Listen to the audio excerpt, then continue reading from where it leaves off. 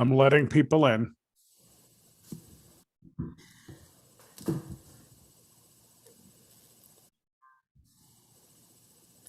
Okay.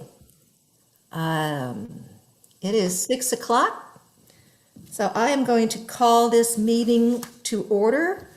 This is a budget work session joint with the Board of Directors and the Fiscal Committee, and of course the pertinent staff members. I'm Karen Anton, Ruston Association President.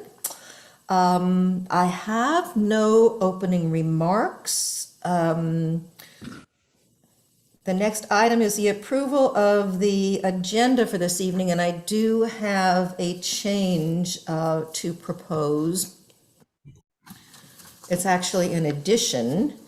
So if I might do that, we have a presentation by Dave Kerr, Chair of the Fiscal Committee, that needs to be added. So I am going to make a motion that we approve the addition of a new item E, which is the capital review to be given by David Kerr, Chair of the Fiscal Committee, which would move current item E to F, F to G, and G to H.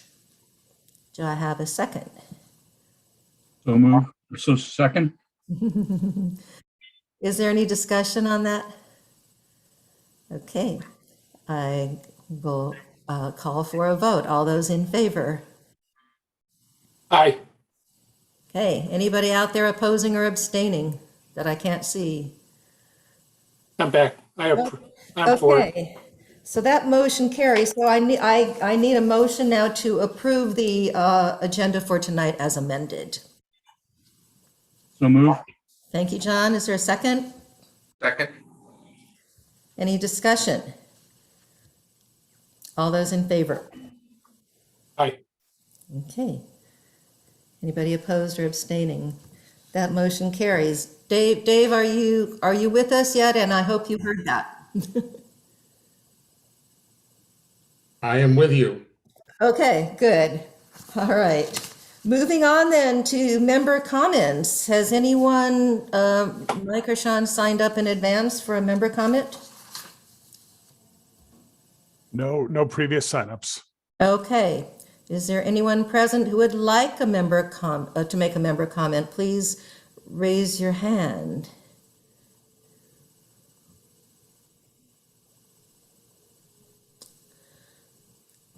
Does anybody see anybody? At this point, I do not see a hand raised.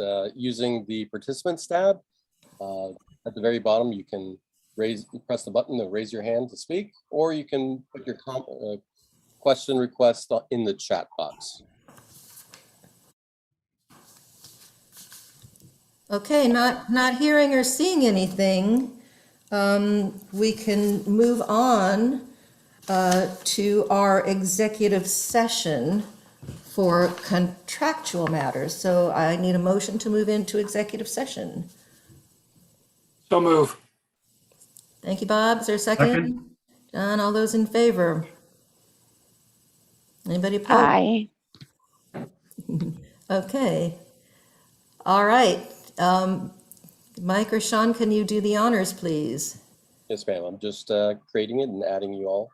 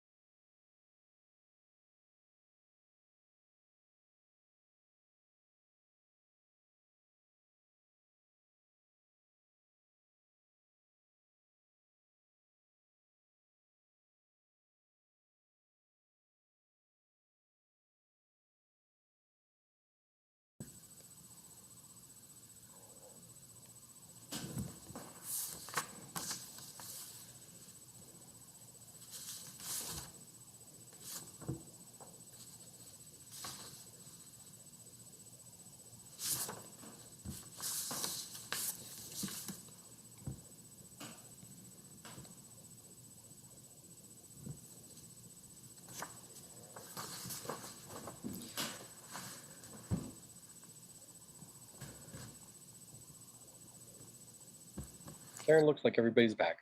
Okay, thank you, Sean. All right. I move that the Ruston Association Board of Directors certifies to the best of each member's knowledge that only those matters appropriate for executive session of a contractual nature were heard, discussed, or considered by the board during executive session. Do I have a second? Jennifer, seconds? All those in favor? Aye. I should have asked were there any discussion. Okay. Assuming there was not, all those, any opposed? Was that unanimous? Okay, thank you. All right, I move to ratify and approve the decision made in executive session. I'm not sure how much information I include in this when there is a specific contract involved. Can someone help me here? Is Tony on yet? I know he's at Covenants. Do I identify the contractor, the vendor? I don't remember. Yes, you identify the contractor and the contract sum. Ah, okay. Someone remind me what that is. Somebody, Research. Chris, can you put that in the chat, please? Sure.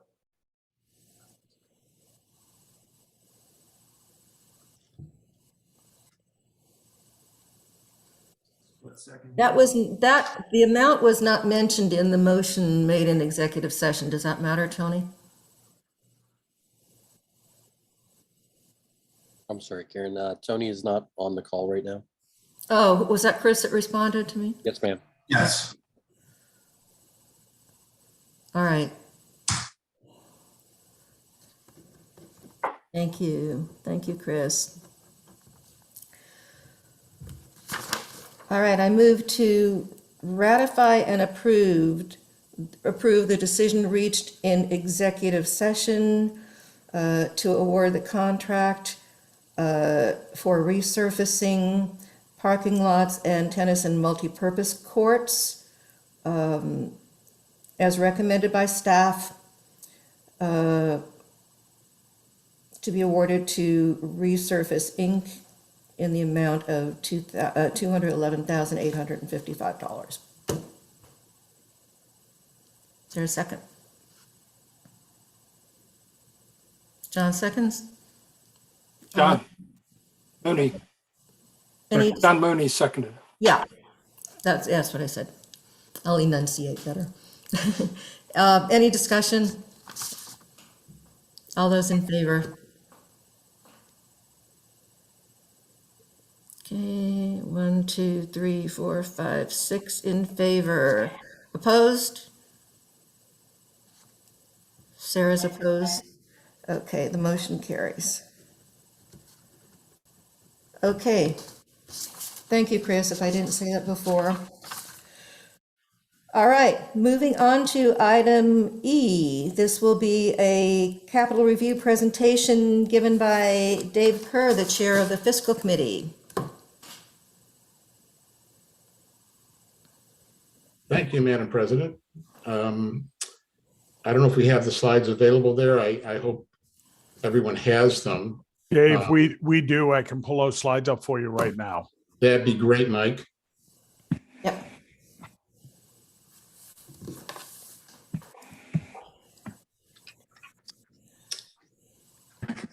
And we can go right to the next page. So what we wanted to do is really make sure we have some context around, some of the financial pieces of the capital plans coming up. And I am hoping that going first isn't, that Chris hasn't changed too many things dramatically from our August 9th meeting. Otherwise, we can probably get rid of these numbers. But there's certainly nothing, contentious here with the plans that we've seen from staff. In fact, I think that what we have complements their plan.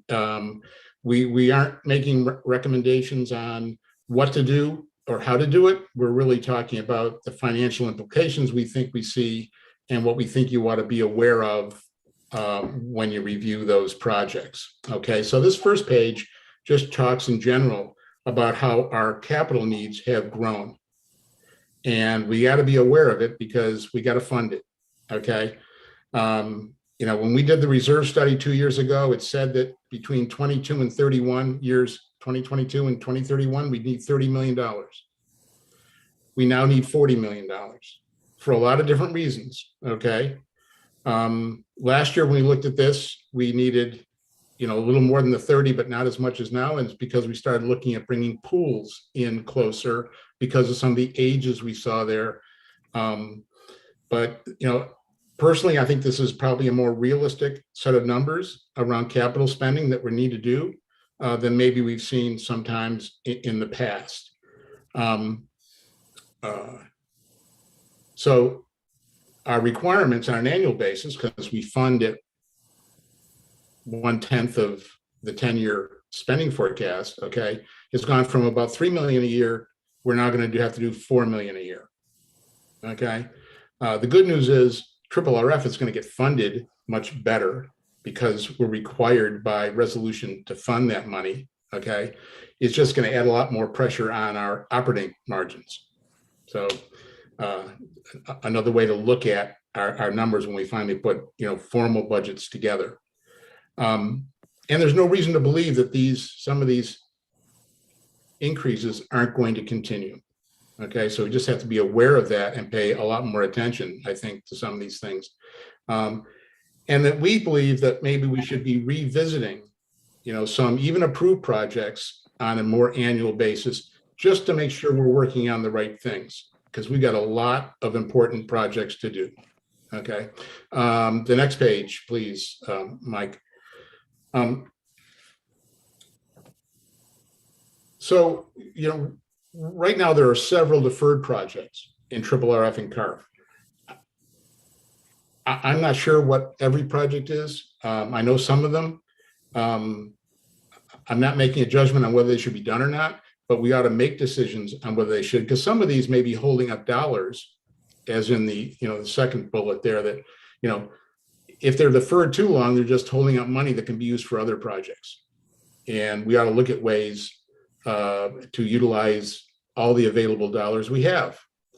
And then there's also even currently approved projects just not started yet.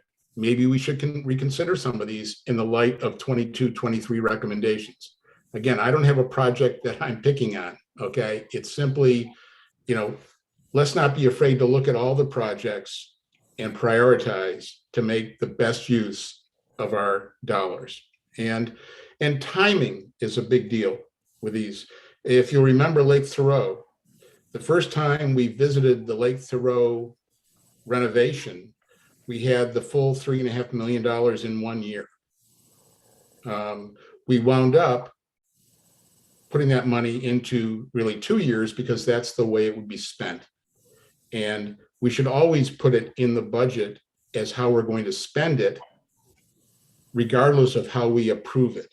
And what I mean by that is you're going to approve a project and say, you know, it's approved, but you'll spend $1 million this year and $1 million next year, as opposed to it's approved for $2 million in the first year. It's just that timing helps out with the funding of those projects. Don't know if Barton Hill would be one of those, but maybe that's a case where we might look at the timing. Mike, next slide, please. So this is just to give you an idea of the complexity that, you know, Chris and staff have to work with. And I know you get told that by them all the time. I don't have to say it for the first time, but you know, when we did the reserve study 2 years ago, this is the orange line. Okay, we were going to do about $1 million in 2022, and out in 29 and 30, we're going to do millions and millions. Okay. That's changed a lot over time. It's changed because we've taken a better look. It's changed because we've taken a look at, you know, like for like and ADA and zoning and you name it. Okay. We've taken, and last year when we looked at it, which is the green line, we had a lot of, you know, aging pool concerns and stuff brought into the very near years, like 22 and 23. The latest plan that we saw on the 9th was the blue line, which has much more of a smoother forecast, but a lot more dollars. That's the $40 million line. So that's the line that says we need to spend over the next 10 years at least $40 million or $4 million a year to make that happen. By the way, that's on existing projects, meaning that number goes up again as we add CARF projects to these numbers. And again, just to make sure people, this isn't a reflection of forecasting abilities, okay? It simply demonstrates, how volatile this stuff can be, and that you have to keep looking at it and make sure that you stay on top of it. And that's why fiscal really supports, this shorter kind of 3 to 5 year capital improvement plan. Let's look really, really heavy at these close-in years to make sure we're doing the right stuff and making use of our funds in the best way possible. Next slide, Mike. So a quick slide on pools. Again, no opinion on what your decisions need to be or ought to be on pools, but we ought to understand what's in the numbers. And at this point, we got 7 pool renovations in our next 10-year plan, okay, our outlook, okay. There are 6 pools, and I'm counting Lake Thoreau as being the pool in 22 that's finishing up. There are 6 pools being renovated in the next 6 years.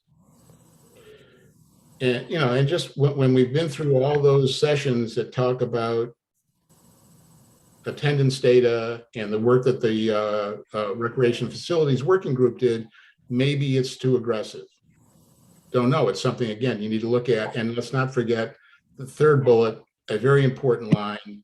We need to recognize that obviously pool questions are not simply financial decisions, okay? If we were keeping all these online, okay, from a financial perspective, it'd be better to space these every other year, if possible, rather than doing them every year. In fact, in theory, if you had 15 pools and did them every other year, then in 30 years, every 30 years, you'd be doing all your pools. There is one point that we want to make on Shadowwood in particular, okay? This year it's scheduled for maintenance. And I believe in the current plan, it's scheduled for renovation next year. One of those two things shouldn't be done. I mean, let's not do maintenance and then renovate it, okay?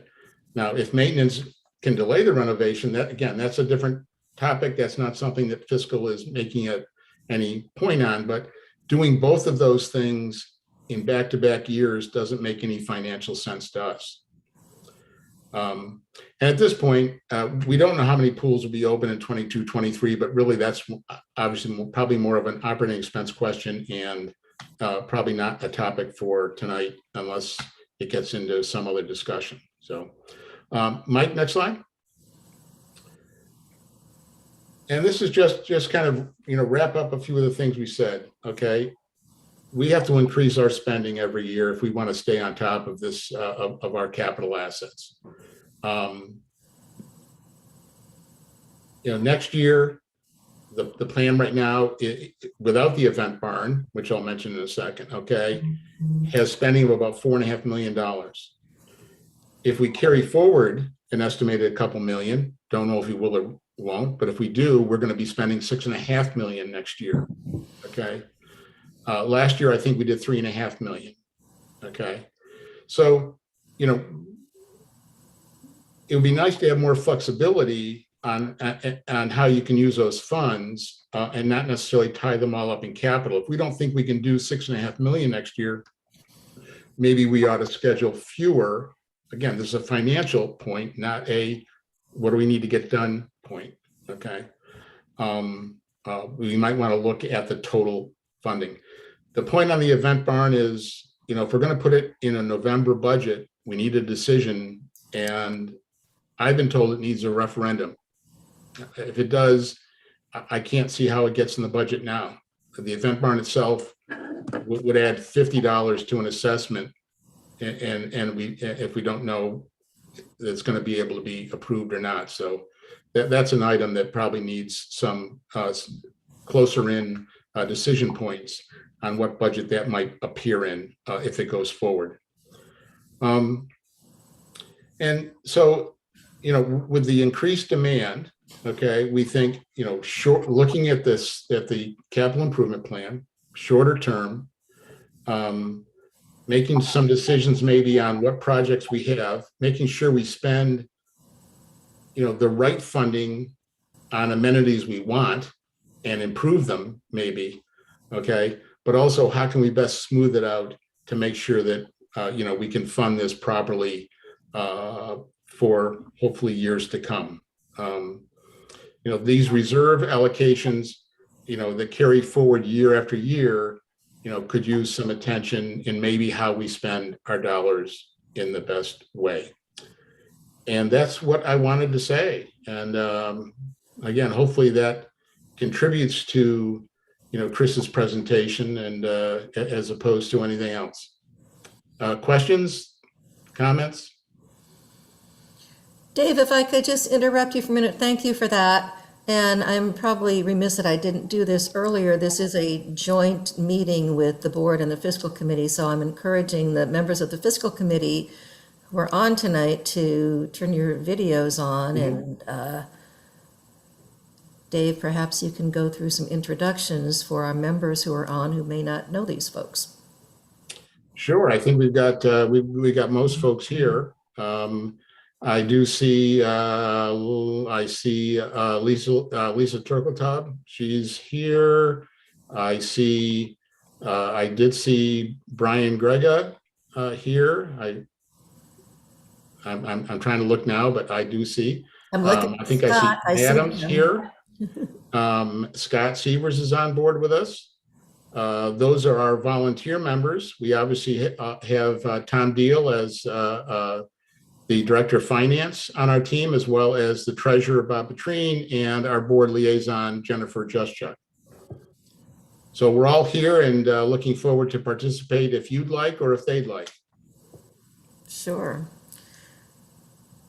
So is there anybody? Yes, Bob. Let me turn the tables and ask, are there any questions from the board members that are not involved in the fiscal committee that have questions about the presentation or any of the materials that have been presented tonight that we might have a discussion about? Because Dave has raised a bunch of financial issues that have financial implications, but are really very policy driven.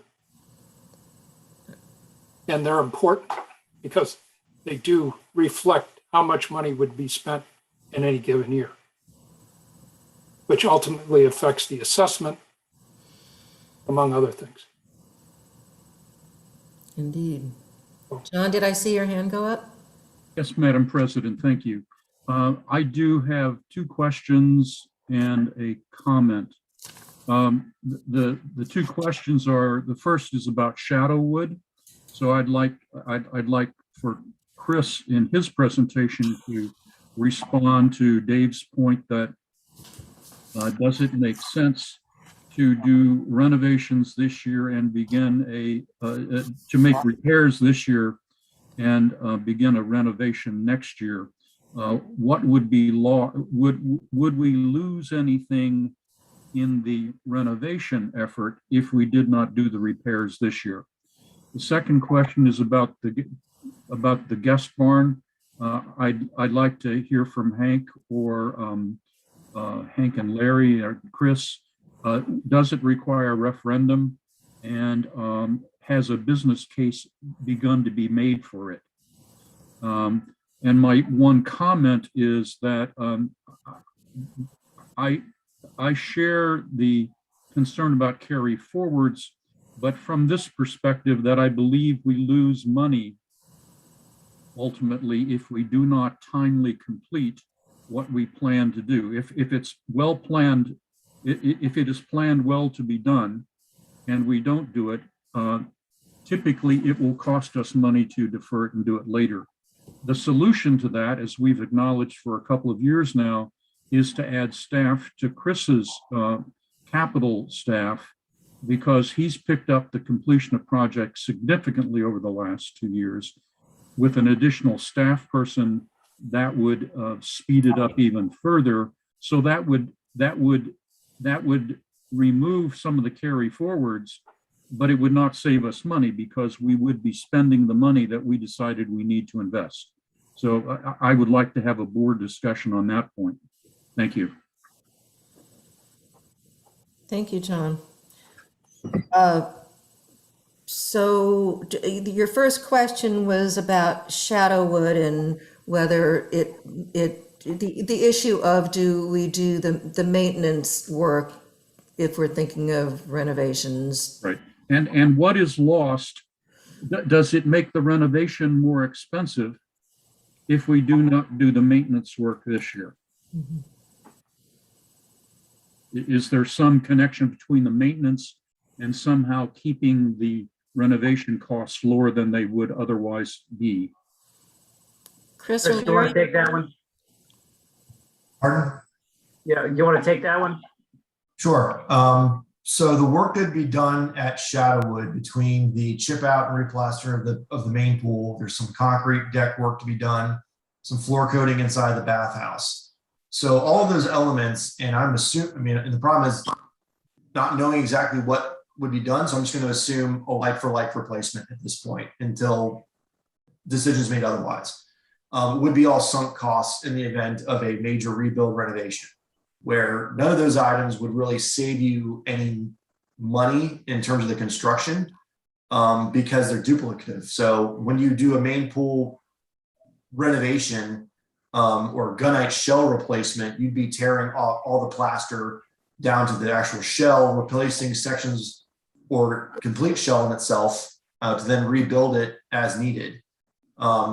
So by doing the maintenance work would be a loss. The same thing would go for the bathhouse. If you had to dig up a lot of the floor to do the drainage system replacements and all that type of stuff, you'd be destroying the floor coating that you just laid the year prior. So that would also be sunk costs. And the same thing goes for the concrete. If you have to tear out the shell, you end up tearing up concrete you just laid the year prior. So all the different maintenance items we currently have in this year's budget would be a sunk expense if you were to then go in to do a renovation the following year or anytime in the immediate future, because all those items, the floor coating would have a minimum of a 7-year lifespan in its actual depreciation schedule, and then the plaster would have 10 years, and then concrete is done on a 33% replacement every, I think it's 10. So in all those aspects, if you were to do any of this maintenance work, you shouldn't or would not want to do any kind of major renovation work within a 10 to 20 year period. But honestly, I don't think a lot of the elements of that site will last anywhere near that long, just because of the condition of the site that it's in right now. So Chris, do I understand you kind of leading us right up to the conclusion that investing the $124,000 in maintenance next year is not a wise investment? I would say yes. It would not be wise to do so. Okay, thank you. And John, your next question was about the event barn and whether it required a referendum. I think Sarah had a question. Oh, okay. I was going to finish with you first. Go ahead, Sarah, though, if you want to, if this is about Shadowwood, go ahead. Yes, it's about Shadowwood. Chris, on average, can you tell us how long it takes for the process if you were repurposing or renovating a site? Just from past experience, how long did it take with Lake Thoreau? How long did it take with the other pools? Because this community has gone without a pool for 2 years already. So I'm just trying to figure out how long will they be without a facility? Chris, I'll answer that one. 2 to 3 years from when you initiate the community input and planning, looking at concept plans and so forth. If the site is going to be changed, if it's going to not be a pool, there's a county process as well, such as what we had to do with Southgate and the Lake Ann pool that was now the Lake Ann area. So there's some built-in processes, and some of those can go along concurrently, but typically it's a 2 to 3 year process all in. So if we renovate it now, the facility will be functional for the next few years while we're deciding on the repurposing or renovations, correct? If we maintain it, if we did the maintenance now. Is that right? Do I understand that correctly? You would extend its life for a period, but you'd end up losing money in the end unless you pushed the renovation, like I said, 20 years out, and many other elements of that facility will not last that long. So you will end up losing money in the process of doing that. I'm just trying to comprehend the going without a facility for anywhere from 4 to 5 years for a community. And literally, what are we talking about? A few $100,000 that will have the facility open for, and we take our time, let's renovate in 5 years, but let's give them a facility that they need in the meantime. I think that's the question we're asking ourselves. It's not if we're renovating it next year or if we're maintaining it this year. It's about $250,000 investment to get it up to speed, to run for the next, let's say, 2 or 3 years. Shadowwood is, Chris and I had a long conversation with Nate yesterday. It is the facility in the poorest condition that frankly, we think fast track for something, renovation, repurposing, whatever the board decides, but it should be fast track because it's an opportunity just sitting there. And as you've heard in prior meetings, we don't believe it's prudent to spend $250,000 to do a patchwork for something that 2 or 3 years down the road, you will just have eaten those dollars. Again, I'm just telling you what we've already relayed to the board. But the difficulty, as you've seen through the facilities working group, and now we've got, PrAC perhaps looking at it, is getting off the dime to make a decision. Let's look at it. Sure. We could have our Timley Horn, our landscape architects, come up with 3 or 4, 5 different concept plans for that site in a matter of 2 or 3 weeks to take to the community to consider. But a decision has to be made by this board as to whether or not that's the direction they want to go. Or do you want to sink the dollars into it and drag it along for a couple more years when it's the facility in the poorest condition in the community?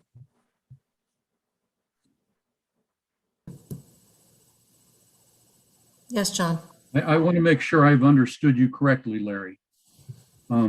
So you said, even though you're recommending or you've put into the budget the possibility of spending $124,000 maintenance this year, that in fact, that is insufficient to keep it running for 2 to 4 years, and that to do it for another 2 to 4 years would take a total of $250,000. Did I understand you correctly? I think that's 240, 250, Chris. So yeah, the pool bases alone, you're talking in the low 120s to 130 to strip and recoat, and then another 75 in concrete, another 10 in floor coatings. There might have been some other ancillary items. So it's in between this year's approved budgets as well as deferred projects that are also that have been scheduled to be done this year is going to be closer to that $200,000 area. I'm trying to pull the numbers up right now. Is there any way, Chris, you can give us exacts that if you spent 200,000, would we get 5 years out of that pool?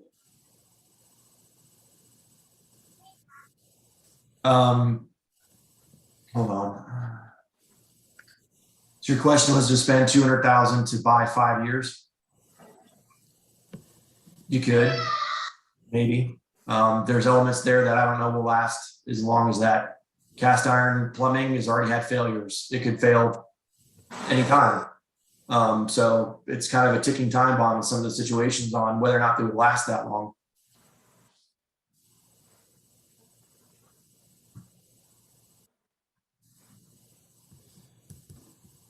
Anybody from fiscal have, and just as I said that, Scott raised his hand. Go, you're on mute, Scott. Oh, can someone unmute him? All right. Can everyone hear me? Yes, there you are. Yes. All right. Thank you. Sorry, I couldn't do it myself. One thing that I saw in a different presentation was I believe that the tennis courts at that location are also up for renovation or some portion of renovation. Is that correct, Chris? That's currently forecasted, I think, to happen in the out years. I think it's like either 25 or 26 is when they'd be up. It basically would coincide with the next color coding of the site, which was it's like a 7-year cycle. So it would be right around that time period where the courts would be then done. Got it. Okay. But at this point in time, I mean, I haven't seen anything from a fiscal perspective where there's any new ideas with the site in total, right? And so if there's renovation dollars that are going to be spent at both locations, nothing else has been proposed or considered or anything else, right? It's either something we don't know and a tennis court or a tennis court and a pool. Is that correct? That's correct.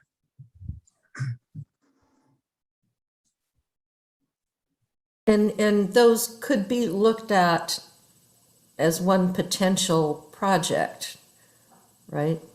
At some point. Yes, that's what I was implying at. If that, to me, it seems like it could be a good opportunity to take a look at both things at the same time. You know, it's better to measure twice and cut once. If there are things that are going to be looked at, if you're going to keep them operating exactly the same, you know, there's also this, you know, present value of money thing where we've looked at what happened with some of the other pools, Thoreau being one. I think that's why the budgets have jumped up so much, and it's going to continue to happen. Costs only go up, they don't go down at any point. So deferring and delaying, kicking the can down the road also, you know, doesn't necessarily make fiscal sense. It could, when, as to Dave's point, if you're going to do 6 pools in 10 years, that might be too many, and there's going to be a lot of overlap, and you might not have the resources for it. But if this is the oldest facility and this is the one that management has indicated is the biggest red flag, then it could make the most prudent sense from a fiscal perspective to move on it sooner than later. But otherwise, I do agree with what David said originally, that the consensus is it doesn't make sense to do a little bit of maintenance now and then renovate it 12 to 24 months later. Because as Chris was alluding to, you're just dumping dollars down the drain at that point.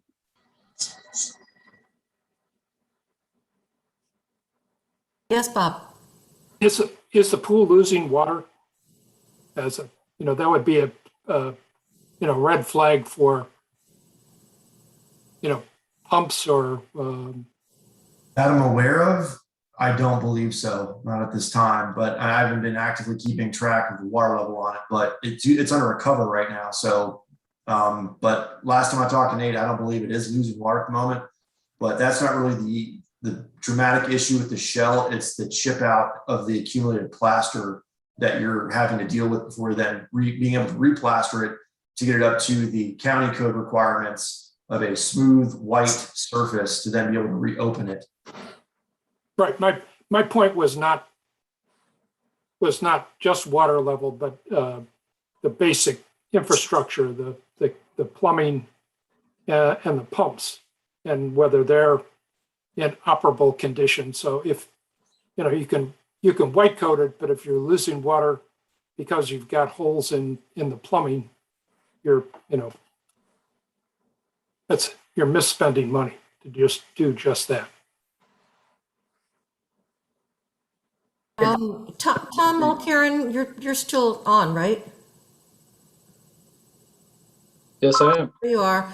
I'm just wondering if you can speak to where, I know PrAC has only recently reconvened, but if you can give us some kind of an idea when you might have some community feedback on Shadowwood? We really just started that. I mean, we had our last discussion where we got all the new members involved, and we spent a majority of the time talking about pickleball versus any facilities in that regard. So we are putting together some surveys for the pools, but in terms of actually getting out there at this point in time, we're still in the beginning stages of it. Yeah, it's unfortunate that the timing isn't better so that we could have that feedback before we need to make a decision. Yep.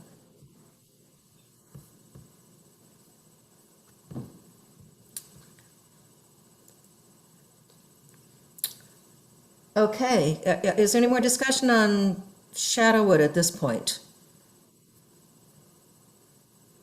I'll just make a closing statement and leave it at that. This is the minority majority community that's gone without a facility already for over 2 years. Chris, when was the last time Shadowwood was fully functioning? I believe it was 2019. I can't, not entirely sure because of COVID. A lot of facilities were kind of open and closed sporadically. 2020, 2021, we've gone without a facility. So, and the community has, in our pool feedback, we've heard that they want to keep the pools. They wanted to stay a pool. I understand there's strong pushback from staff wanting to repurpose it because of low usage. But I just want us to look at this as a 360 before we make any decisions. Thank you.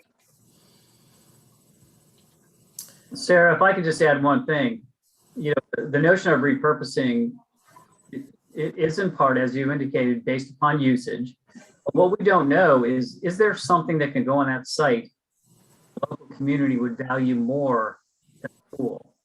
Those waters have not yet been tested. It should be. So the notion of going in and investing, sinking $1.5 million and renovating a pool to get the exact same usage, in my mind, doesn't make sense if you put in a picnic pavilion with grills and a splash pad that may get 3 times the usage. It's just a notion that needs to be tested. And I'm hoping that Pratt can help us with that, or we sink dollars into a site that might be better utilized, still with a water feature or something that might be appreciated more by that very community you're talking about. And we've had a lot of questions along those lines, Larry, that I think I've asked staff that are yet to be answered. What is the impact on property values to a pool versus a splash pad? We've got multiple emails we've received that have asked to keep the pools. So I know we have the database for the community feedback, which is not complete and there's a lot of duplicates, but I haven't heard one thing from the community asking for it to be repurposed. So that's where, I mean, we can have this conversation about Lake Thoreau Pool. We can have it about North Hill. We can have it about any of the other pools. So I'm just a little disappointed that we're having it specifically about Shadowwood and none of the others. So just, primary, it's just me. Right. The primary reason, Sarah, is that Shadowwood Pool is the pool in the worst condition that staff believes needs a major investment, whether it remains a pool as a reinvestment or something else, but it's the one that needs a major reinvestment. And that's the decision that we're awaiting. Is there a reason we let Shadowwood get to the state that it's in? No, it's just simply Timing. It is timing, and we've pushed off the renovation because we basically strung it along. So it's not unlike Tall Oaks for that same reason. Thank you. Yes, John? I joined Sarah, I think, at minimally in this point, that I would strongly argue against any decision being made by the board this year, in this budget season, to say that we are not going to keep Shadowwood as a pool. I would resist that decision. I don't think it's ready. We've not had the proper input from the community yet. And I think the issue rather is, as Chris has framed it, knowing that at most we're going to get, if we put all the repairs in that we could foresee, around 200,000, that still would give us a useful life, an additional useful life of no more than 5 years, if we're lucky, probably. No one knows for sure. And is that a wise investment now, or do we try to do the community consultation process in a timely fashion, and next year be able to make a decision, we're going to renovate or the community wants to repurpose? But I would resist doing anything this budget season that would in any way suggest that we're not going to keep Shadowwood as a community pool. But I don't think that's the issue before us. Right. If there's no more discussion on that, John, do you want to reiterate your questions on the proposed event barn? Yeah, so Larry or Chris, would it indeed require a referendum? And secondly, has any beginning business case been made for an event barn? And thirdly, if not, why would we include it in this year's budget? I can take the first two, certainly. It would require a referendum because the cost is over the $560,000 or $70,000. A new capital item that we currently don't have in our inventory. A business case, a full business case has not been made for it. Correct. Chris had included it in the CARF basically to show the what if the board were to initiate a new capital item roughly at about $1 million. This is going to come up in the discussion with the Friends of Ruston tomorrow as well. And what does that impact look like on the budget going forward? And it is easily extracted. I think that's more a planning issue than a budgeting issue. I would agree. Yep. So I don't see why it should be in CARF this year, but it definitely should be considered as a planning issue. That would be my viewpoint, my colleagues. My understanding is it's just a very preliminary, throw it out there and I don't think there's any intention to really have it in the 2022 budget.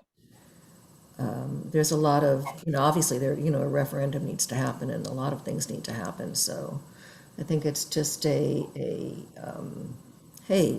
let's think about this for something we might want to do at some point. All of the CARF items are included for the purposes of a presentation. So it's being presented forward to look at, no, we're not expecting all of that to necessarily happen in a single year. That'd be a lot. But it is at least starting the conversation to then decide, is this something we are interested in doing? And then we can then go about figuring out when's the best time and the costs associated with it are currently estimated. But it would necessitate a little bit more research and thought going into it from a business case standpoint. But it is just, like I said, being included for presentational purposes.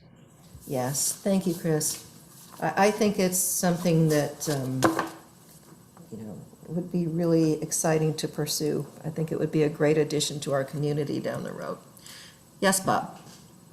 I think it should only be evaluated as a non-assessment revenue item, so therefore it would have to earn money. I would, based on the limited discussion that we've had about it, if I think it would have to be very, very, there would have to be a very strong business case for it in order for the community as a whole to get behind it. The proposed site, to me, doesn't lend itself to large crowds because there's no parking in the immediate vicinity. You would have to rely on the county's facility at Barron Cameron or the private parking lot at Lake Ann, which I'm sure that the merchants there wouldn't be all that excited about it, nor would, I think it should be very, very carefully considered before we run off and do that. So that's as much as I will say now. We'll have a greater discussion on this later. I'm sure it will be very carefully considered. Yes, I don't know who had her hand up first, Jennifer or Sarah. But. Go ahead, Jen. I just want to clarify that from a staff presentation perspective, are you estimating in 2022's budget, if we go forward with these CARF items, that there will be budget ramifications to them? Because the way I read it, for example, for this one, we would put money into the budget.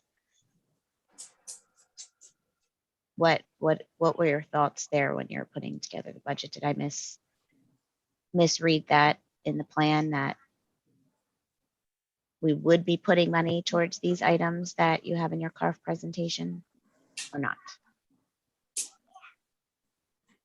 For 2022 and 2023.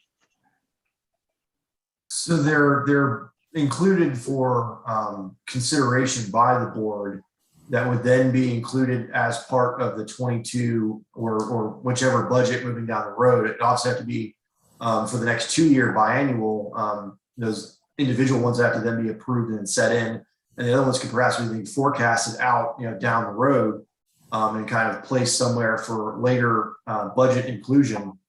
But because CARF, the way it works, it's completely separated from anything like the 10-year average. So they are directly funded, by assessment dollars or from the fund's reserves itself. And it's not included within a 10-year average type calculation for funding. Okay, so then that's why I want to make sure that the board is clear that the items that they're putting on the list, if we move forward with them then they will go into the 2022-2023 budget cycle, that they don't come without costs. So we have to be clear when we're giving guidance as to whether we want staff to consider it and punt it to say PrAC or punt it to fiscal and PrAC or some other direction that would not have budget implications. But the ones that are on the list, they are anticipating if we move forward that we would put money in the budget. That's a good observation, Jennifer. In addition, particularly with the event farm, because of a referendum, there's an operating cost as well for referendum unless it's dovetailed with the election. Right. Thank you.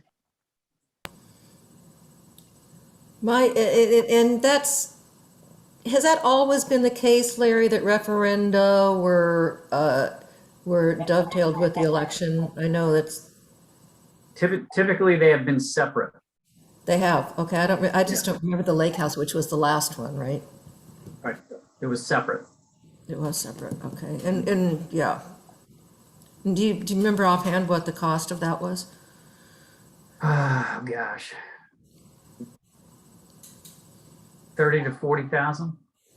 Okay. Something in that general range. I don't have that exact cost. Okay. Thanks. Yes, Bob.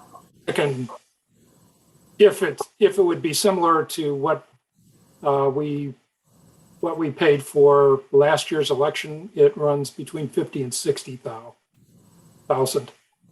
That's for the election, yeah. But but if the election in a referendum would be virtually, they'd run over about the same period of time. You'd have an independent judge collect the information, collect the ballots, and so on. I would see the process being almost identical. Right. Yeah. The difference, Bob, is that single question referendum is considerably less data analysis. It's a yes/no evaluation for the counting agent. So it's a lot less on the back end that they have to do for that. True. The other component piece is to get a majority of the members to vote. Absolutely. Dream on. It is not a small threshold. No, it is not. And that's probably, if you consider the time of staff and the board to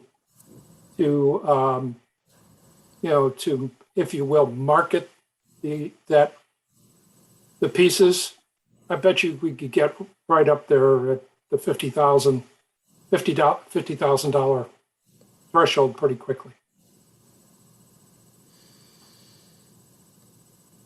Okay, do we have any other discussion, or can we move on to, yes, Sarah?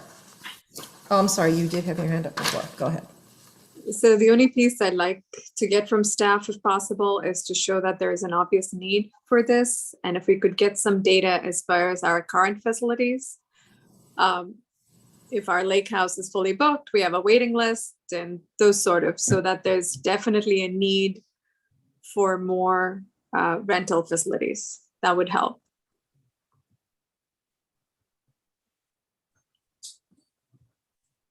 Yes, Bob. John brought up another issue, which I think the board should be very aware of, is Chris is down one staff member by retirement or resignation. I don't remember which. Sorry, Chris. But we owe it to the staff to make sure that he has the internal resources to get all of the projects, well underway.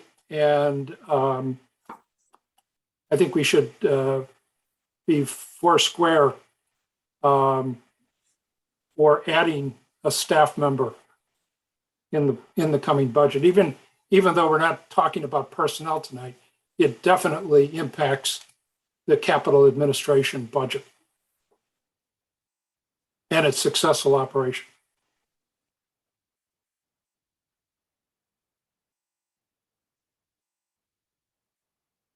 Thank you, Bob.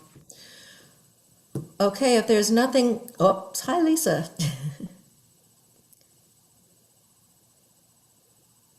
Oh, can someone unmute Lisa, please?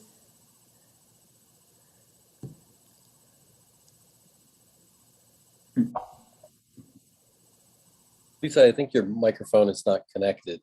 You can unmute yourself if it is connected. It's not showing up as mute. But, There we go. okay. There you go. Can you hear me okay? Yes. All right,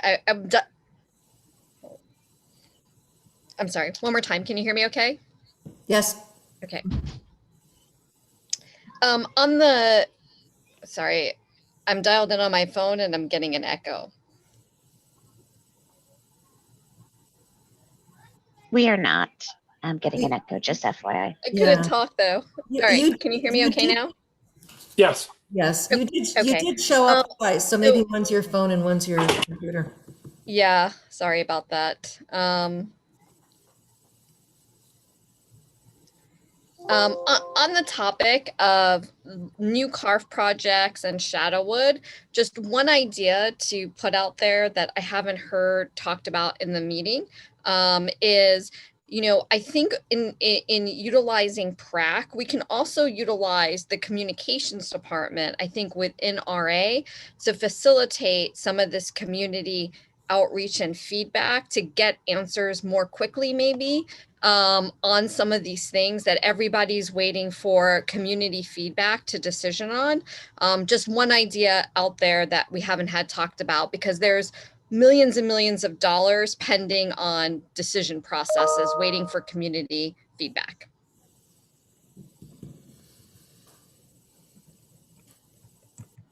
Good point. Thank you, Lisa. Yes, Tim?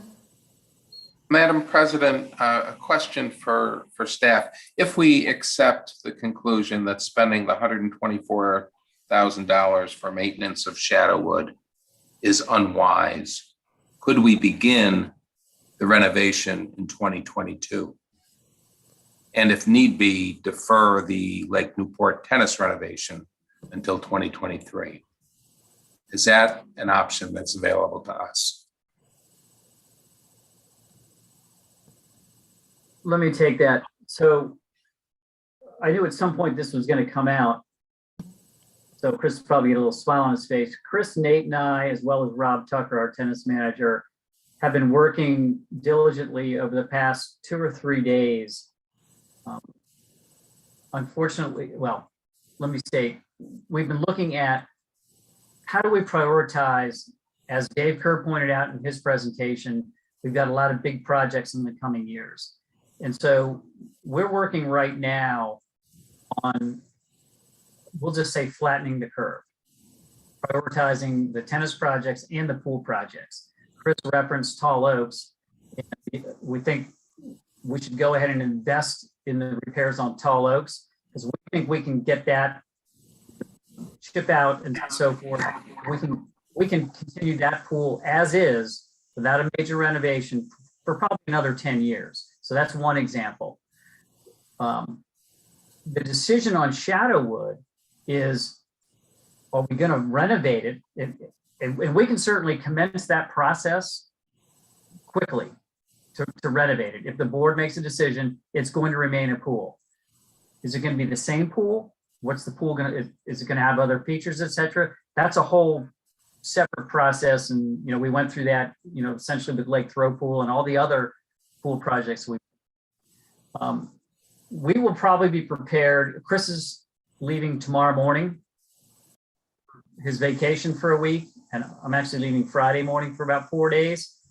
So I would say at the end of August, early September, we can have, I would say, a revised layout of some of these major projects, again, based on these recent conversations we've had with the aquatics team and the tennis staff. I think can address your problem more directly, Tim. I don't have the answers right now, but we could start the renovation whenever the board says go. Thank you. Yes, Bob. May I make a suggestion and take it for what it's worth? Think about tiering what we're willing to spend on Shadowwood. And I think a starting point would be $1.4 million, because that's what a similar pool, you know, years ago, but it's a starting point. And then maybe $250,000 out to $2 million or two and a quarter as the cap. So what can we get for the money we're willing to invest?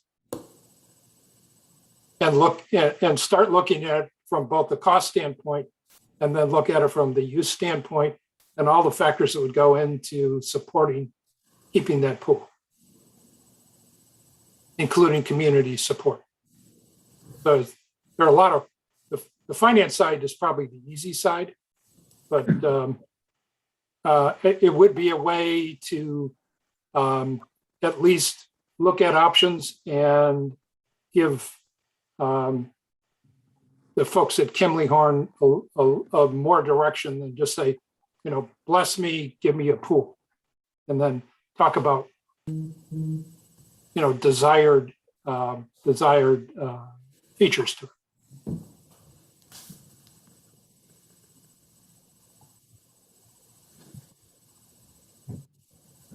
John. Madam President, there are many good reasons not to do a certain project, because it's not ready, because we don't have the staff to implement the construction, that the community has not yet decided whether it is the right amenity for their area. There are many good reasons not to do something or to defer it. I would argue that if none of those are true, there should not be a financial argument against it. In other words, if these are good as investments for the community, which meet our ability to implement, which you know, meet the community's real need for it, I think we should do it. And that's why I've argued before, and I want to state once more for the record, that I think we should look at the possibility of financing some of these big investments. That removes financial lack of ability from the table if all of those other criteria are met, that the community really wants it and needs it, that the timing is right for our resources to implement, and so forth. So I want to throw that out, that the money can be got by ways other than pay go. That should not be our impediment. Thank you, John.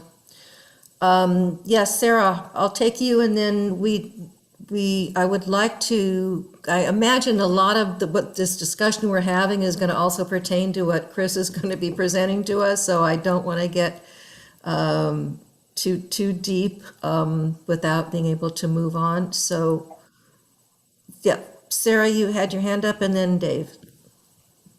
I just want to make a quick point about communications and community feedback. I've had this conversation in multiple board meetings and with individuals, including Hank and Laura in the past. Shadowwood is a very different community. They do not have the time or the infrastructure needed to sit through an RA board meeting. A lot of them are non-English speaking, so they don't have a way to write to the board.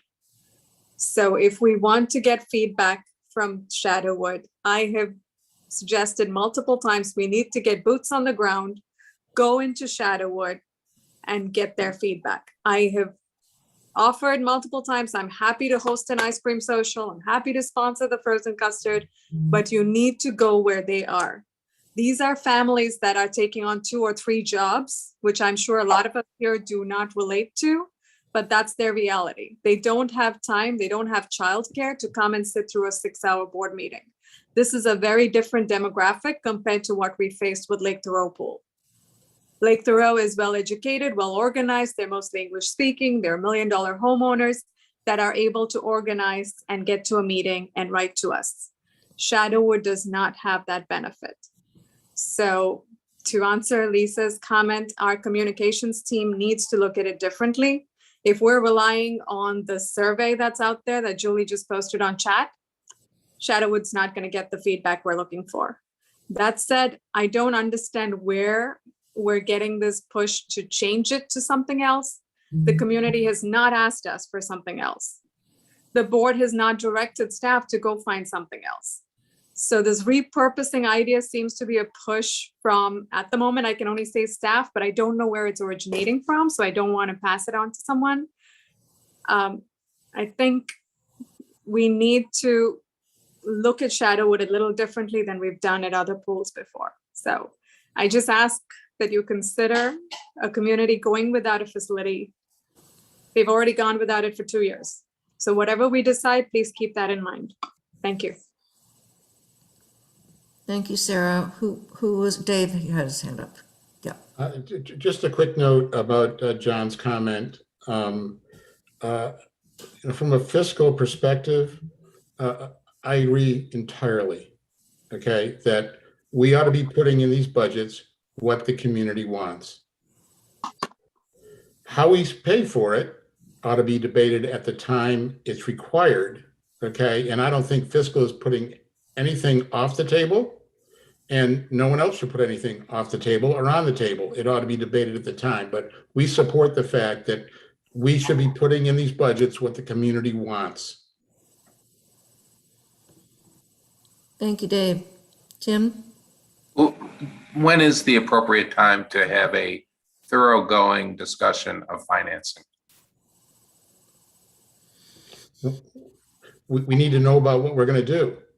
I mean, what's the, so if the decision point is we are going to run, I mean, I can start making stuff up now, but I mean, if we're going to run 15 pools for the foreseeable future, then let's put that plan together and figure out. But if the decision is going to be we're going to close 2 pools, that's an entirely different conversation, because not only do you have, first of all, you're going to have as much capital cost, because to close a pool is going to cost you just as much as it is to renovate it, probably. Okay, by the time you put something else in repurposed, okay? But the operating expense might be a lot different, okay? But we need to know specifics. We need to know. I mean, and I think the fiscal committee is ready to take it on anytime we have more information on that. Yes, Scott. Somebody needs to, oh, there you go. Yep. Sorry, it just takes a minute. Yes, to echo what Dave has just said as well, and that we're happy to provide feedback if there's options out there. I mean, at this point in time, the simplistic ones is you pay for it up front and you increase the assessment, or you go out and you get debt and you pay for it over time. There is a logic to getting debt and paying for it over time, because you smooth out that assessment burden. So it looks nice up front, but the reality is you end up paying more for it later because you're paying the interest on top. So you're actually causing more expense to the community than not. From a fiscal perspective, given not just Shadowwood, because to me, as what I've been hearing, it's not just one community, it's all of Ruston, right? Everybody has access to all of these pools all of the ones that are open. We can all drive to the different ones. I don't have the luxury of being able to walk to a pool, not even close. I would have to walk 2 miles. So it's not, other Restonians are in a similar plight. So it's not just one neighborhood, and I'm not trying to make this an argument one way or the other. The point is, as you make these decisions, if there are different options of generating revenue in addition to updating the pools. I haven't heard, our fiscal has never heard any of those opportunities as well. Those go into financing costs and how you view those investments.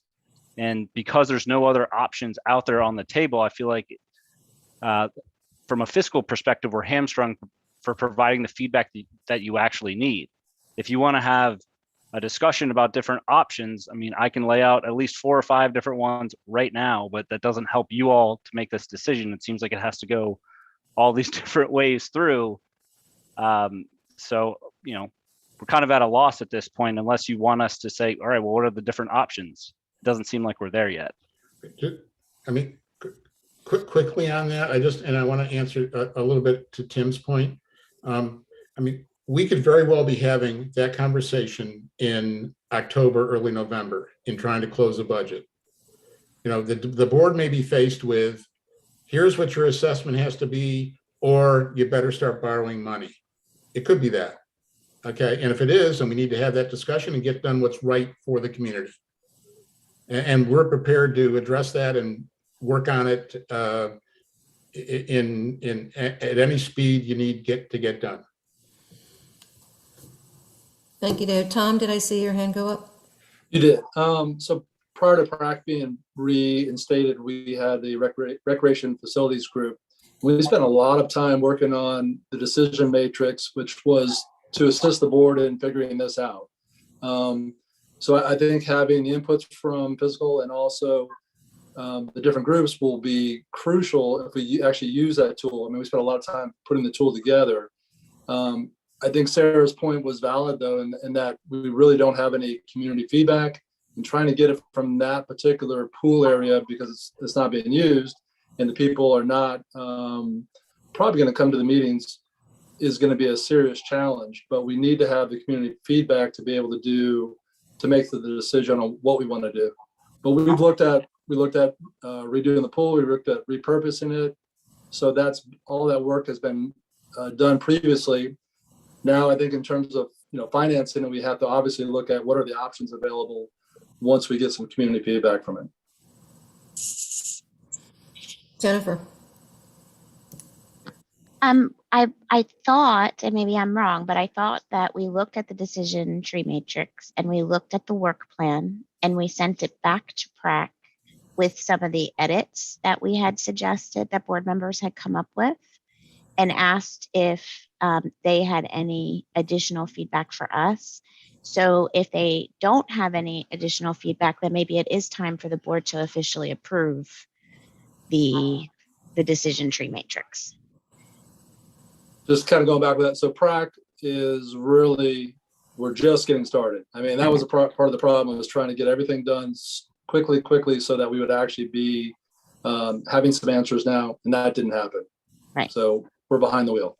Right. So maybe, Tom, you can just let us know when you think that they have, if they don't have any feedback, or if they do have some, and then let us know when, because it would be nice for the board to adopt the decision tree matrix. And then my other comment was on the going forward in the presentations. I believe that Chris's presentations were informational. So are we going to really use our role and ask questions? Because I kind of studied the presentations from the perspective of asking questions, or are we having Chris give the presentations? I can get a consensus on that. Chris, if you want to go through them, how does the board feel? Do you want Chris to go through them, or are you all ready to discuss? I'm good with asking questions. How does the rest of the board feel? I'm good with asking questions. Chris, yep. Sorry, I was trying to, for some reason, I'm like in the witness protection program with my camera here, so I'm trying to change focus on that. I will do either you prefer. We can talk about it, or I can present it. Just let me know. Is there anything in your presentation materials, Chris, that you feel would be especially important to present to the board tonight? I feel like a lot of material that, I tried to make it as self-explanatory as I could in terms of the detail that I placed within it. So really, I would say if you want to just talk about it or specific slides, perhaps we could discuss, that would be fine. But there's no specific things within it that we need to go into in detail, from my opinion, if there's no questions. Or new things that even though we've been able to look at this in advance, new things that you want to particularly point out? No, nothing really at this time. I did maybe updated a couple extra pictures of a few things, kind of notations about how Lake Newport tennis, back in, I think it was in 2010, there's discussions about enclosing that facility and making it an indoor tennis facility. And just, there's a few instances of some of these projects where in the past, we looked at doing something big or changing it or improving it much further beyond than it is existing, but they never came to fruition. And it's happened at Barton Hill. It's happened at Lake Newport Tennis. It's happened at, at Golf Course Island. And just bringing that to your attention to kind of reiterate, this is not the first time we've had some of these discussions. And now we are approaching the time that if we are going to do something, do we want to consider these previous ideas or not? And that's just one element I wanted to throw out there for you guys to think about. Okay, thanks. Yes, Dave. Just a quick thing on that. One of the things that came up at fiscal, there was a point made about Tall Oaks that there were concerns about whether it could ever become ADA compliant. Right. And I don't know whether that's worth a discussion or not. Chris, you want to lead off on that? Yeah, I can. Yeah. So we actually want to take a look at that site. And as Chris noted earlier tonight, it would be very, very expensive and very difficult, particularly the parking area. The parking area, I think the minimum slope is like 9%. There'd be an incredible amount of grading on that site, and you'd have to expand the pool basin to provide the ADA access. So, and again, this goes back to the discussion that Chris, Nate, and I, Rob, for that matter, have been having over the last couple of days about how do we spread these things out. And, frankly, right now, we believe in what we're going to present you ultimately. And hopefully in early September, we can do that with the first draft budget, not only operating, but also capital. We think we ought to go ahead and do the repairs on Tall Oaks. We think with the other things that are in that facility, the cabinets are relatively new, the floor coatings, filtration, and so forth, we probably get another 10 years out of that without having to require a major renovation. Does that make it ADA accessible? It does not, but it saves a ton of money. And if we have an idea to the next closest pool at Golf Course Island, we have some ideas to make that one accessible. And that would be a much easier fix for a pool that's 0.4 of a mile away. So these are some things that we don't have them ready tonight. This is the ever evolving process, as most of you understand. Early September, certainly no later than mid-September, present, I think, a pretty robust revision to what even Chris has in his slides tonight, because we've been working our butts off on it over the last few days. Okay, yeah, so I don't want to give you short shrift in anything in particular, but we can just open up for discussion, and then whatever the topic of discussion is, Chris, if there's a part of your presentation you want to pull up, is everybody okay with proceeding that way? I don't want anybody to feel shortchanged. Okay. Right. So, questions?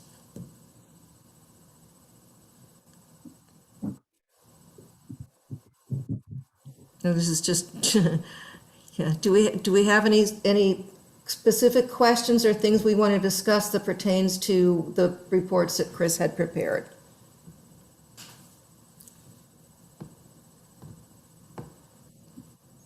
Yes, John? My main question is of the I can do that. list here, but of the list of potential CARF projects, Barton Hills Tennis and Dogwood Pool Spray features. So new CARF stuff, 1, 2, 3, 4, 5, 6, 7, 8, 9, 10, 11, 12. If you count both Hook Road things. Which of those, I think you need to tell us, Chris and Hank and Larry, which of those we should be serious about for the 2022-23 budget?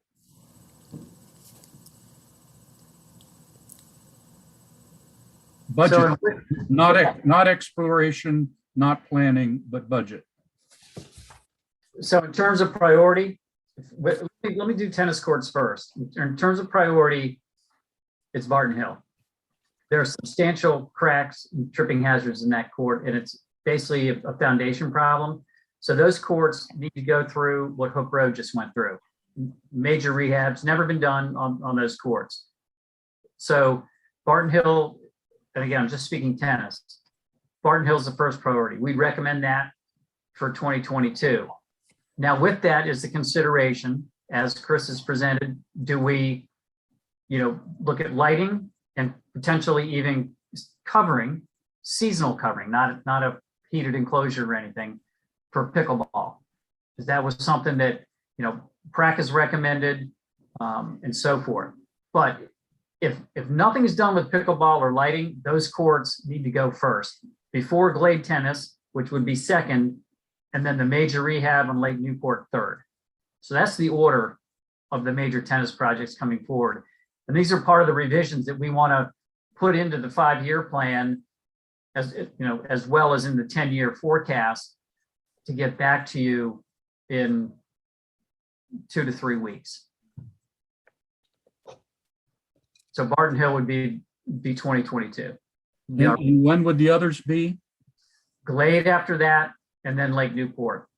And you may recall we had a discussion recently about Lake Newport with respect to the lighting and some funds that had already been approved and we have deferred, so that when we do the whole project, you get the economies of scale to do the whole project at one time, major renovation, lighting, etc.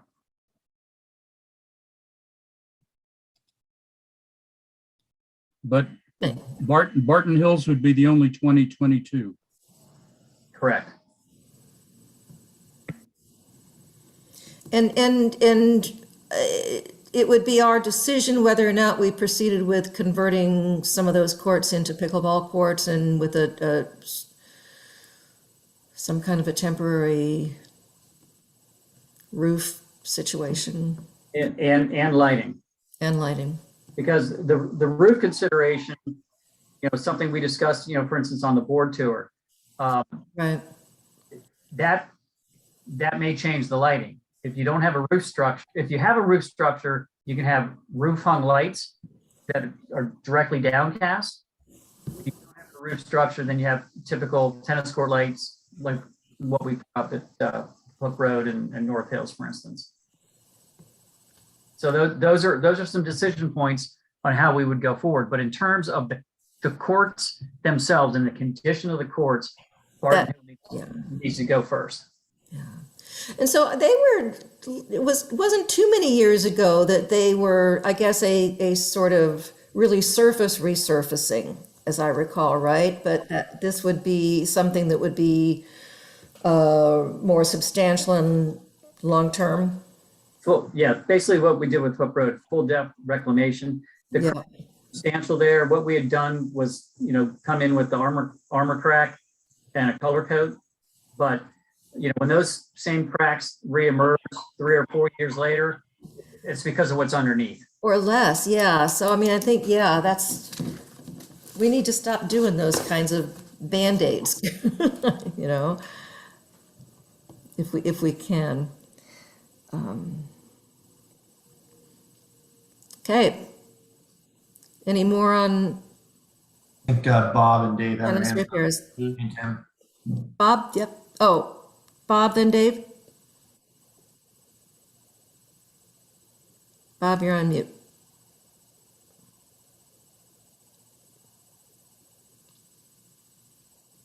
Still on mute. Does somebody need to unmute Bob? Bob, you're still muted. There you go. There we go. One is a curiosity on the Barton Hills lighting. Let's see, 1, 2, 3. The fourth point down, says in 2000, a cost sharing proposal was presented. I'm just out of total ignorance. Who was that with?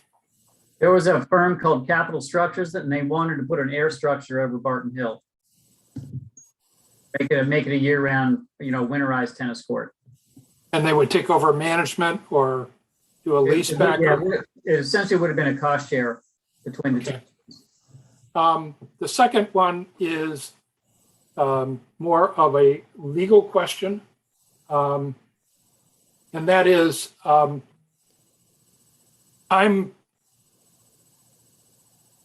I've read the amended deed, and it's section 4.9 on additions, alterations or improvement to common areas.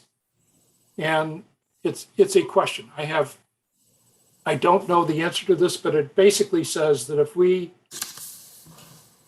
make a single capital addition, alteration, or improvement to the common area without limitation of the conversion of a seasonal recreational facility to year-round recreation, to a recreational facility, then we have anything in excess of 369,000 and then adjusted by the employment cost index has to be subject to a vote. Can you share with me what changes or additions or alterations would have to be made to come to a vote? Because it seems like this is a pretty encompassing requirement. So I have to split hairs a little bit. Yeah, the current number is about, and Tom Deal, I think he's got this all calculated, but I think it's about $570,000. From when the deed was recorded in 2006, I think that's the current number. So the rehabilitation of these courts is a triple RF factor. So that's just doing courts. The additions to this, you're not changing the use, and we're not making it year round. If you're putting a roof over it, which you're able to play in the rain, I guess you could play in the winter, but it would be freezing. It just keeps the snow off the court, but it does not create a true year round. It's not heated or anything like that. So it's a little bit of, I guess I would ask maybe Tony to weigh in on that, but we're not changing the use of the facility, and we're not making it year round. You can play in inclement weather. Okay. This is probably something to further clarify when the deed is revisited in the next couple of years, because I find it interpretable. You're not the only one. Everything's interpretable. Yeah, Dave, you've had your hand up. Go ahead. Yeah, on Barton Hill. So CARF has the 381,000 for lighting and pickleball conversion. And Triple RF has another 471 for repair and maintenance. So I guess the question is, can one be done without the other? Do they need to be together? In other words, we want to make sure we're not voting something in and something out that need to be done at the same time. So, that's a question for Chris. I have no idea, but we have two separate projects in two different buckets. So the court has to get done in itself, and you could do the lighting. That's a separate thing. That's like an add-on to this. But from the constructability standpoint, it doesn't make sense to do the court renovation and then try to come back at a later date to then install the lighting, because you're going to tear up a court that you just made. And so the time to put in lighting, which is the new thing that doesn't exist, and that's why it's in the CARF piece, because there is no lighting or electricity for that matter on that site. To add that now would be the time to do it in conjunction with the court's renovation work. So if there's ever a time to do it, to add light into this site, now is your opportunity. Yeah, I just want to make sure the board's aware that, be careful if you vote in the triple RF and for some reason vote out the CARF, it's going to cost you a lot more than 381, I think, to do the lighting later on. Correct. Good point. Any other discussion or questions on Barton Hill?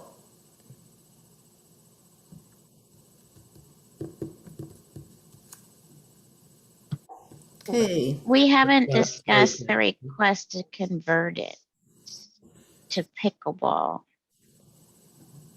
So I was curious what other board members think about that. I think we've had a lot of feedback that tells us we need more pickleball courts from the community. So that's something that I would be in favor of. We can talk about, restriping, so it could be the courts could be dual purpose, or we could talk about permanently converting some courts over there. I think I'm in favor of more pickleball opportunity in Ruston because the demand is certainly there. Anybody else? Yeah, Larry? The tennis staff supports that as well. Mitch, Can you tell us a little bit about how you picked Barton Hill, Larry, as the other place to put pickleball? It's actually pretty easy. It's two main points. First, the courts need to be rebuilt, which we've just talked about. Secondly, they're the furthest tennis courts from many homes. And I believe that Barton Hill was slated originally for 2024. So if we do this renovation, change it to pickleball, and do this tennis lighting, then in 2024 through the end of Chris's plan, which I think goes to 2026, we wouldn't be expecting any additional pickleball or any additional Barton Hill renovations. Would this cover all of it? The renovation of the site would then not necessitate any further work until the next color code, which is the shortest of the life cycles on a facility. That's usually between 7 and 10 years. However, with the court rebuild in this fashion, we're not entirely sure it could be actually longer than that because we haven't done one like this. Hook Road's the first, and so we're kind of interested to see how long we can really stretch something like a color coat on a tennis court now if there's no cracks to deal with, or there shouldn't be any cracks to deal with. And if they are, they're going to be minimal because of the amount of subgrade stabilization that we've done on the facility. So at a minimum, you wouldn't be doing any work on that site whatsoever for 7 years. So basically then on this one, we're making the decision to move it up from the reserve fund by 2 years, add on a couple of the suggestions, and then call that our replacement for the next 7 to 10 years. Replacement color code for 7 to 10 years, then you wouldn't be doing a rebuild on a court like this for about 42. Okay. So okay, that makes sense. Thank you. Can I give some input on PrAC real quick? Sure. So we had 2 statements from our last meeting, and PrAC has recommended to the board of directors that we encourage and add additional pickleball courts options to the community. We recommend all the courts at Barton Hill have pickleball blended lines as part of the 22-23 budget development process. We also recommend lighting for tennis and pickleball courts at Barton Hill as part of the 22-23 budget development process. As part of the lighting and engineering, the impact of future canopy or the covering should be considered. Basically everything we were just talking about. We were assigning to that budget. Thank you. And you're reminding me, Tom, were there some motions that you wanted to make tonight, if I'm recalling? Those were basically the two motions, yeah. Those were the two motions? Okay. Do you want to make them? Formally? I don't, yes, certainly. I will make the two motions that I just read, stating that we would like pickleball for Barton Hill to be added to the 22-23 budget. Is there a second? Second. Discussion? A question? Yes, Bob? Would you then, if I heard you correctly, Tom, practice is recommending all 4 courts be dual striped for tennis and pickleball? Correct. Okay. Does that pose a problem for one or the other player, choosing between tennis and pickleball? Is it, or is that a non-event? Not being a either player, I'm going to defer to Karen if she has an opinion on that. Well, and Larry's got his hand up, but yeah, Okay. it's more than just, I mean, there's also, you have to change the net because it's a different net height and. Correct. So, Larry, what were you going to say? Yeah, so the tennis staff, they're fine with dedicating pickleball courts, very similar to what was just completed at Autumnwood, which I think is a very beautiful conversion. And, leaving the 2 other courts in Barton Hill for tennis. And, the bonus that they see is that if the facility gets lighted, both for pickleball and tennis, it is a net win-win for everybody. Yeah, it makes sense to me to have dedicated pickleball rather than have to do the conversion. And remind me, there are 4 courts at Barton Hill, Larry? It's been a while. Correct. Yes. Yeah, okay. It's been a while since I've been there.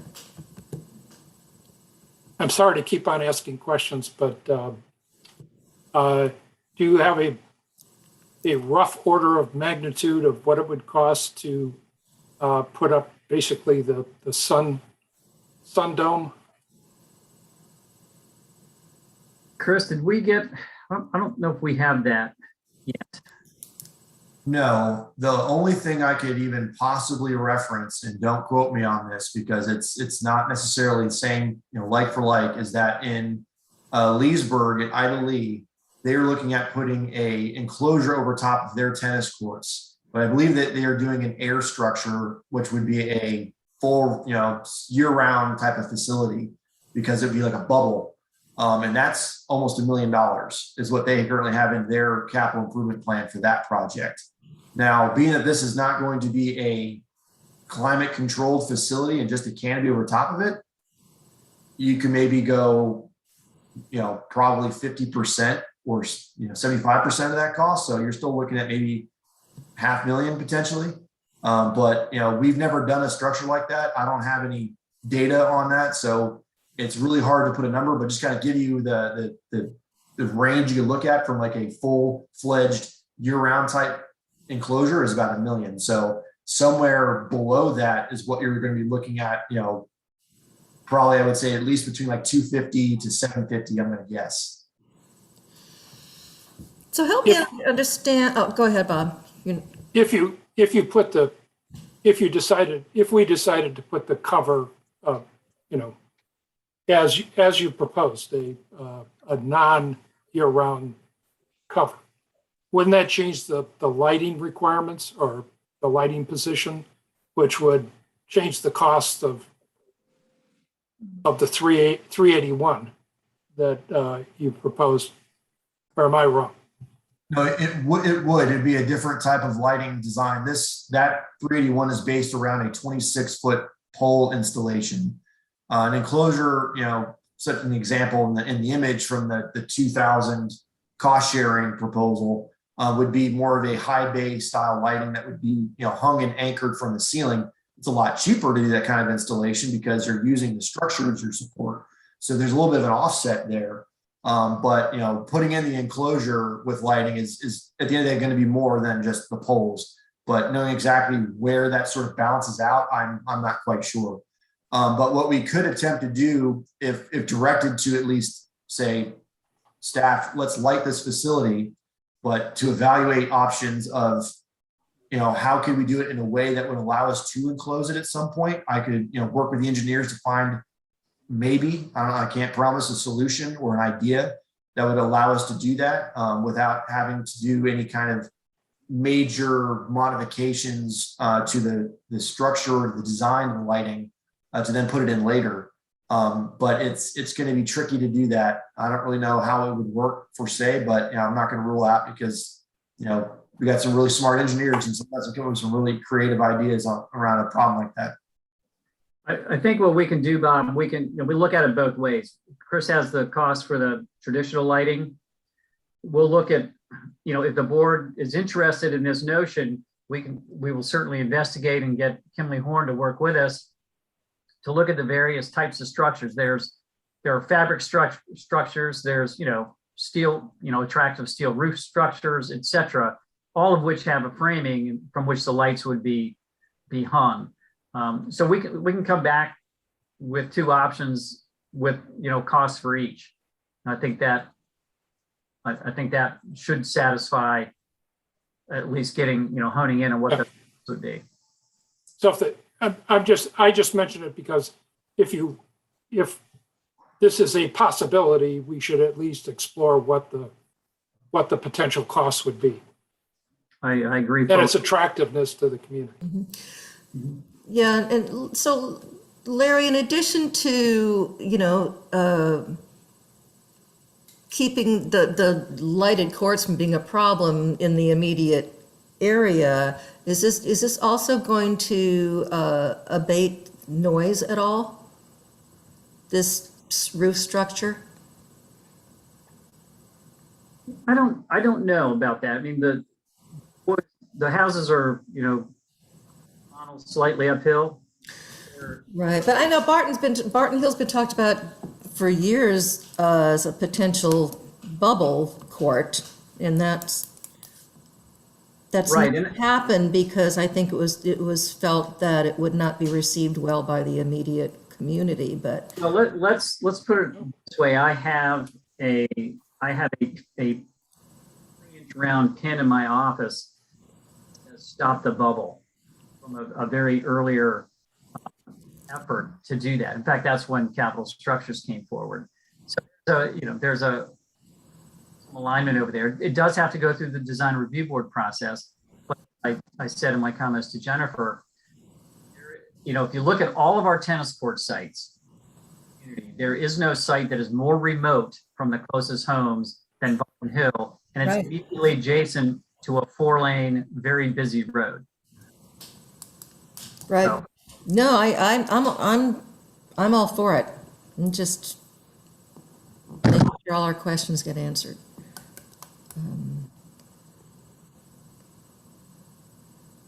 Okay. Back to the motion. Next, yes, back to the motion, yes. Is there more discussion on that? Tom, I do not feel ready to vote on your motion right now because we have a ton of capital things that are going on. We have a proposal on our plates right now for, I think it's a $47 or $49 increase in assessments related to capital. And I had asked Chris if he could put it on his slide specifically. In addition to the operating stuff that we've already gone over, I probably would be, you know, okay voting on it towards the end of the evening, but I'd love to be able to get through some of these topics to have a better feeling for whether we should move forward with Barton Hill or not. Thank you.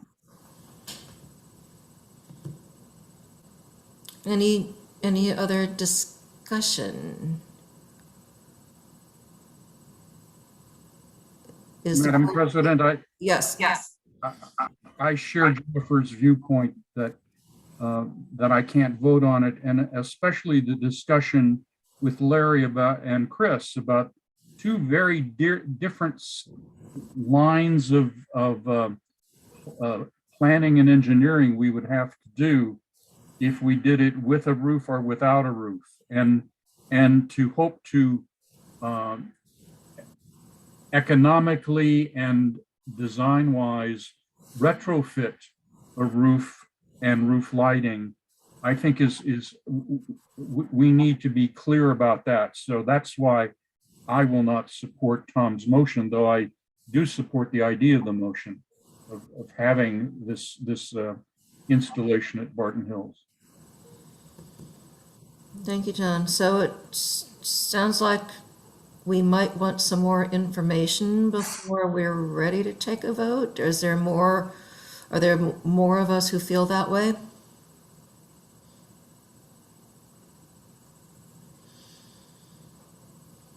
Or are we ready to take a vote?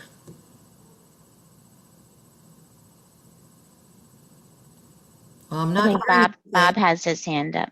I'm sorry, I can't see everybody with the screen share. Bob, go ahead. I'm moving around in my chair like that's going to make a difference. No, I agree with John and Jennifer. These are two very different outcomes, which I imagine will be substantially different in costs. And although in concept, I think the tennis court should be renovated, the extent to which they're renovated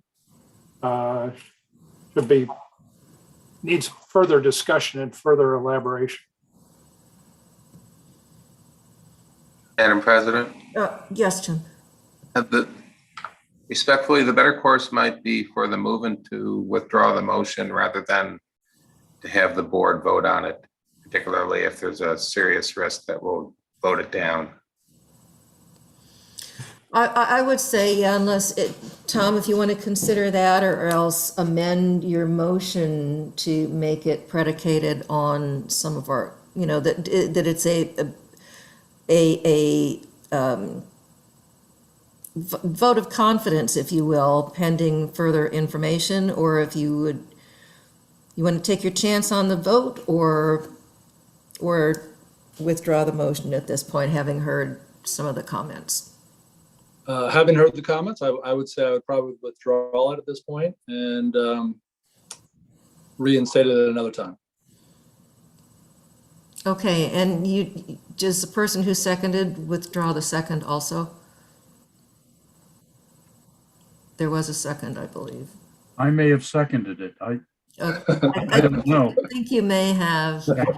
Okay. Thank you, John. All right, so thank you, Tom, but thank you, Tom, for bringing it up. As I said at the onset of this discussion, and, I agree that there's probably more information that we need to have before we approve something in the budget, so we know what kind of dollars we're talking about. But I just want to go on record again that I'm strongly in favor of pickleball at Barton Hill. All right. Okay.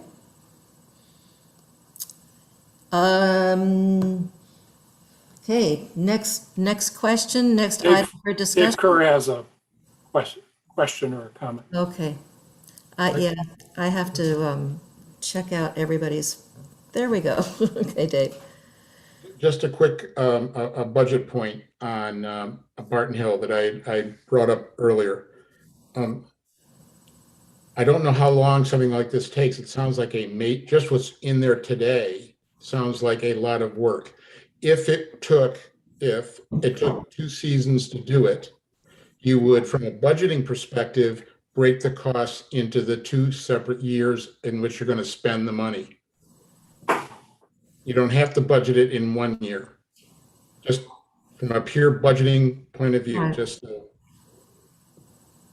Right, like we did with Lake Thoreau. Yep. Are we at a point, I don't know if people have a lot more questions or things they want to discuss, but whenever we are going to adjourn this meeting tonight, I would like us to have left here with some specific questions that we need to ponder and come up with decisions on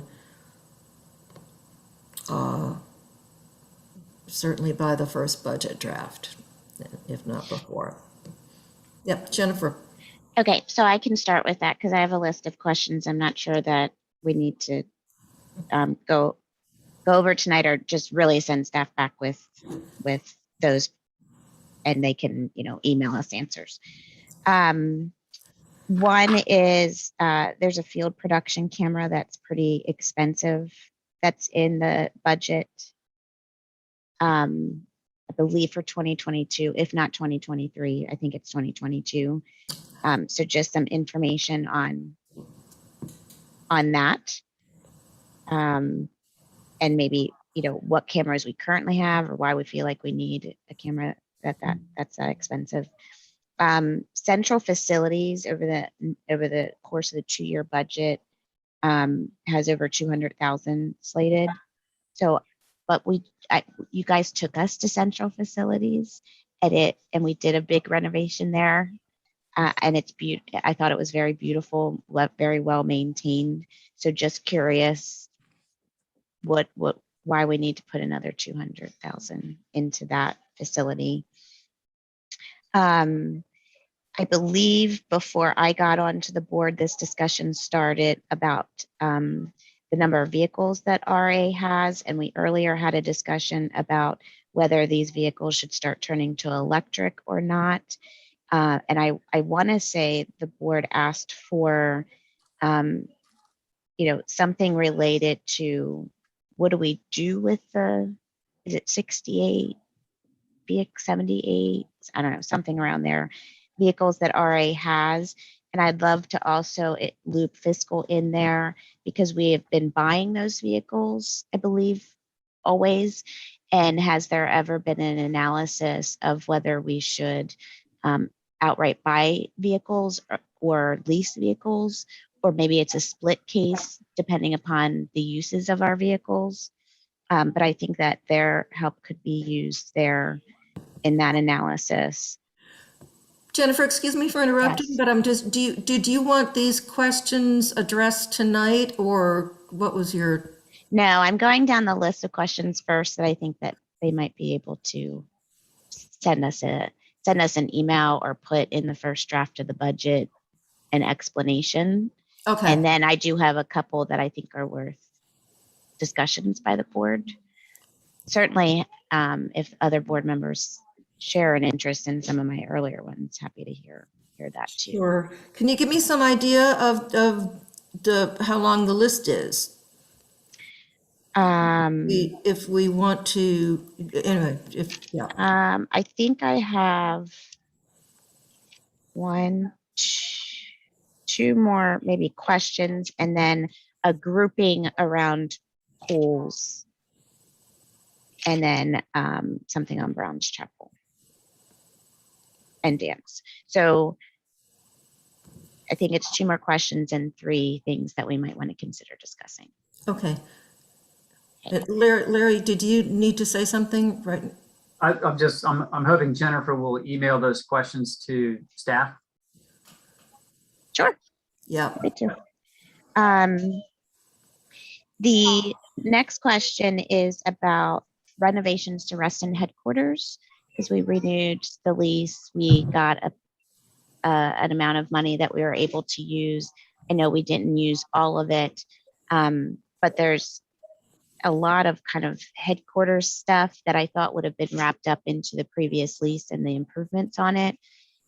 So an understanding of where that's coming from, or if the money we gave back subsequently that we didn't spend on the improvements, are we in the ballpark for how much we were given to do all of these headquarters?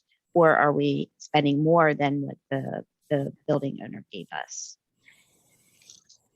So that, and okay, so then my 2 kind of questions or 3 that I think that might be worth discussing is, one is on dams. And I had asked Larry about this in our fiscal committee meeting. We have kind of money tied up in carry forwards and dams, and then Chris's presentation over the 5-year plan that he put together has a significant amount of money in dams. And I know that Larry has kind of been following some legislation there. And to really get a sense on what we should do related to dams, I thought it would be helpful for Larry to give us an update there. And then I have two others. I was going to say, do you want to answer them one at a time, or would the board rather me give the three and then you guys can decide if you want answers now or later? Or Karen, do you want to? Yeah. What are your thoughts? I can do it either way. Yeah, so dams, and you have a couple more? Yeah. And I have go ahead with two. those. The other one is on Brown's Chapel.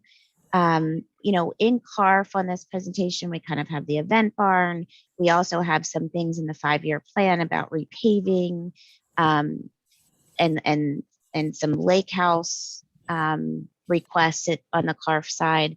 And then we also have talked earlier this year about the county next door is doing Barron Camerons, or has plans to do Barron Camerons, and those sites are so close to each other. I wonder if it's worth a discussion among us all of, is Brown's Chapel something that we want to, that area of where we have many facilities, is that an area that we want to look at improvements on a one-off basis? Or is that an area that we want to look at more holistically and come up with a plan for? And then my other question is related to pools, and that main question is really, pools are kind of all over the place. Like the difference between what's in the recommended replacement schedule and what we have in the budget. Some of them are really far off, and so just an idea of how is staff making those determinations of when to bring us a maintenance item like a white coating and ancillary things versus bringing us a full pool. And just to give you kind of two thoughts that I had of why I'm asking this question is, Lake Audubon, for instance, we spent almost $200,000 this year to do a variety of things at, but it was on the renovation or the full renovation schedule for 2024. And then we have the opposite kind of happening with Shadowwood, where the plan said, let's go ahead and do a full renovation in 2022, but in 2021's budget, we went ahead and put this white coating and ancillary things in. So how do we know from the board's perspective and from membership's perspective, how are you guys making decisions on putting a small piece of maintenance in comparison to a large renovation? How are you making the decisions on when to put them in and how to spread out those items so that the board is not stuck in a situation where we are now, where we have Shadowwood and Tall Oaks that are in 2021's budget, but we also have them as full renovations before a white coating would expire in that kind of 10-year lifespan of what we think a white coating would last generally. So those are my three questions. Well, I'll turn to the staff members to see if these are questions that can be answered tonight, or if you want to respond to the board at a later time. I can do the dams in 3.5 minutes. Okay. So Lake Ann Dam, I'm going to do this in sort of spoken bullets. Lake Ann Dam is under a conditional operating permit with the State Department of Conservation and Recreation. It has been under a conditional operating permit for 3 cycles, so approximately 6 years. The reason for that is that it does not pass the spillway design flood. I can just explain these terms if you want to, but basically the capacity of the principal spillway, the concrete structure in the lake, does not pass the design flood for a significant hazard dam. So what that means is that in a probable maximum flood, or PMF, it would overtop Wheelie Avenue. And we actually went out for a design build bid a few years ago when this first came up to look at what it would cost to retrofit the dam to be able to pass that spillway design flood. And there were two options: armor the downstream slope, which was about $1 million, or build a bridge on Wheelie Avenue or massive culverts to allow the storm surge to go under Wheelie Avenue and not overtop the road. That was $4 to $5 million. In that interim period, initially we were told we would be able to overtop the dam and armor the downstream face. So, okay, that would be the $1 million fix.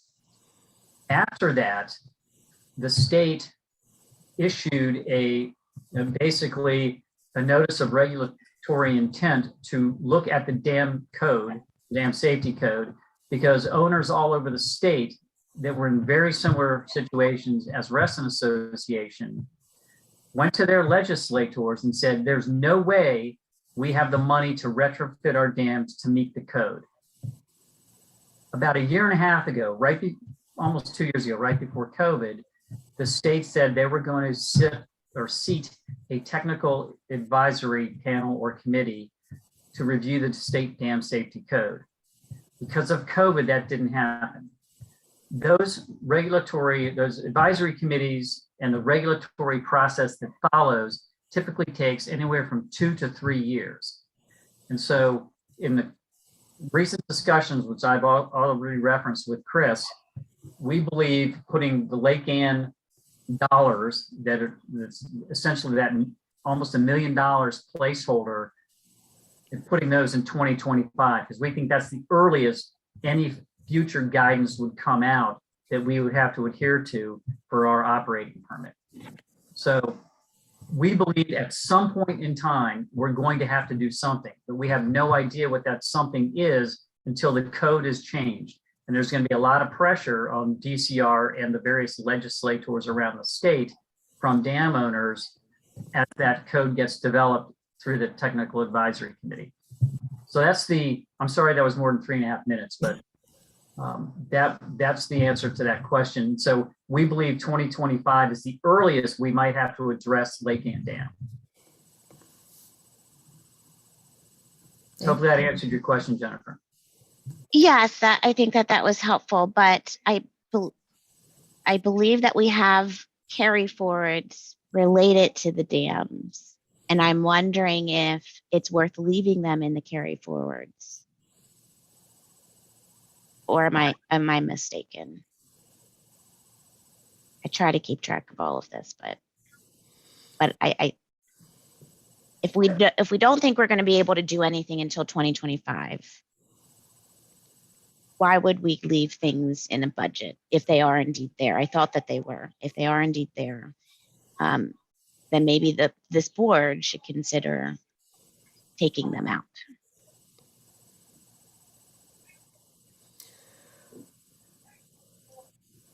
I guess it's a question of, those monies have essentially been received from the membership. And so if you want to, reappropriate them to some other project or the like, then at such point as the Lake Ann Dam does become a reality and, alterations to the dam become the reality, then we'll have a larger hit at that time.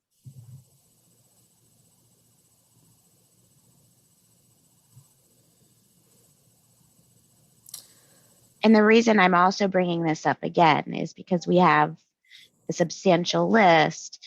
And if we know we're not going to spend the money, and it could cost us more. I mean, we obviously approved it in a previous budget. We don't know if that value is actually the value that we're going to need to spend in the future. They put $10 in and we're not going to do it for 5 years. it might cost us $15 to do that. We don't know. So I would be hesitant to hold money in an account when we have really no intention or idea at this point if we should spend it. Guys, sorry to interrupt. I think we need Go to ahead. extend the meeting. I'm happy to make a motion to extend to 8:45. Thank you, Sarah. I'll second. All those in favor? Anybody opposed? Okay, we're extended to 8:45. Well, I think that's what you're getting into an area about all carry forwards in general, right? And how Yeah, long it's why I'm not, they've been there and right. And it's why I didn't throw out a motion specifically on Lake and Dam, but I might do so later after we kind of get through the rest of the list. But I think that it's worth considering for the board to consider.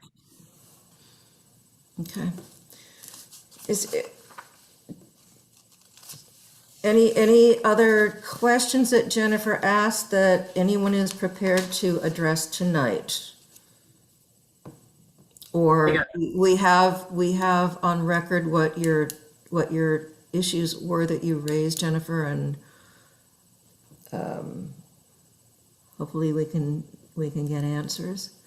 Yeah. Can I address the Browns Chapel thing really quickly? Sure. 3.5 minutes. I'll do this one in two.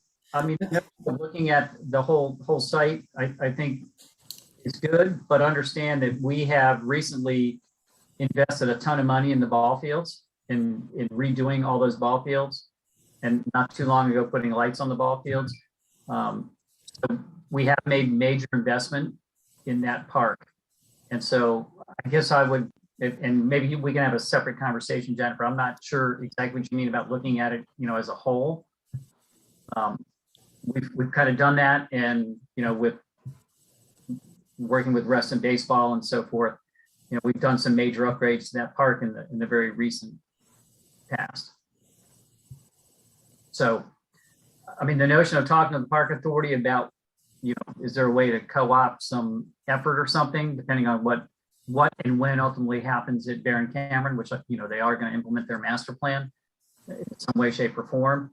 I think that's a worthy conversation to have, but I guess I'd like more clarification. It doesn't have to be tonight about, what your thoughts are with respect to kind of looking at the whole park. Sure. Yep, I'm happy to do that via email. And then the only thing I'll say about pools is, as I mentioned earlier, Chris and I, it's a changing landscape. I think hopefully in early September, maybe it's a fiscal committee meeting in September, we're going to bring you, Chris had the graphic up there earlier, showed, Newbridge and Tall Oaks and stuff. It's going to look different.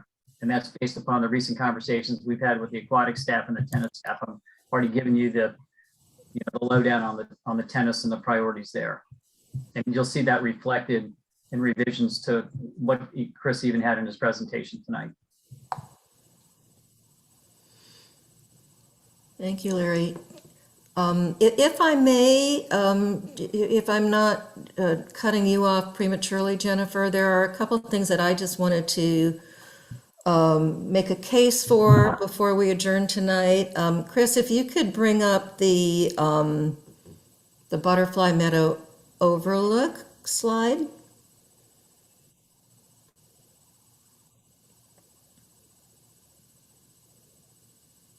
There. It was there. Okay, that was it. Next one. Okay, so we're talking about very small potatoes here, folks. So I'm just going to appeal to the board. There's a long history to this. It goes back to 2014 or 2015. It was part of the original Pony Barn renovation plan, and then the Butterfly Meadow overlook got deferred because at that point the board didn't want to spend any more money. It's the plans for it and the cost for it were cut in half back in 2019, I think, when I proposed to the board that the funds that had been sitting in RRF be moved to CARF so this could get built. Last year, it was discovered that there were some engineering problems. Anyway, the cost is going to go up. As you see from the slide, it's going to require an additional 10,000 on top of the 15,000 that is already there. So I just want to make a plea for the board that I hope you will approve the additional 10,000 in the budget so these folks can have their butterfly meadow overlook. There is a redesign happening, and these folks have been waiting a long time for it, and it's going to serve the whole all of Ruston very well. As I said back in 2019, it was originally envisioned to be sort of an adjunct of the nature center. It will be something that, you know, school classes will come and visit, and it's just a wonderful, it can be a really wonderful place. And then the next, Are you making a motion, Karen? I'm not making a motion, I'm just making a plea. I can put it in the form of a motion. I'll be happy to do that. I'm happy to second if you wanted to. Okay.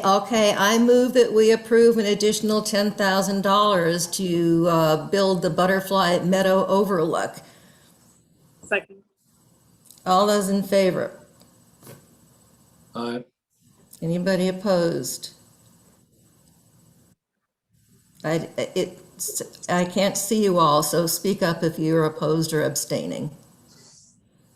Okay, thank you.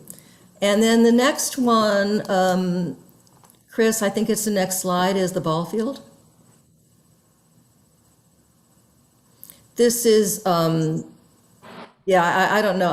Don't know if I'm ready to put this into a motion because this is still in the planning stages, but this is something that you're all very aware of, I'm sure at this point, that we want to repurpose this big open field to create something really nice for the community. And I just want to tell you that the things I hear from people is that,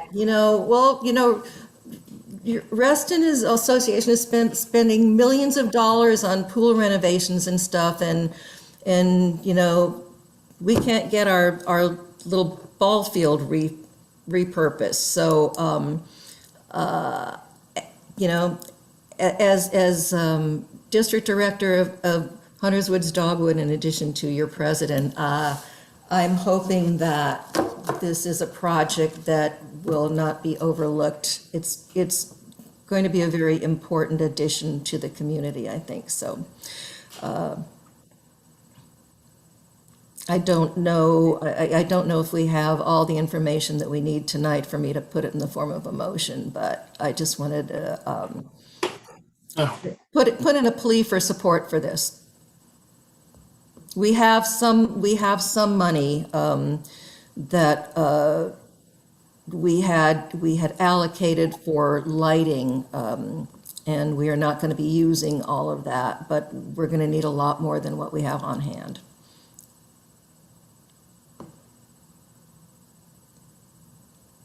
So thank you for listening to that.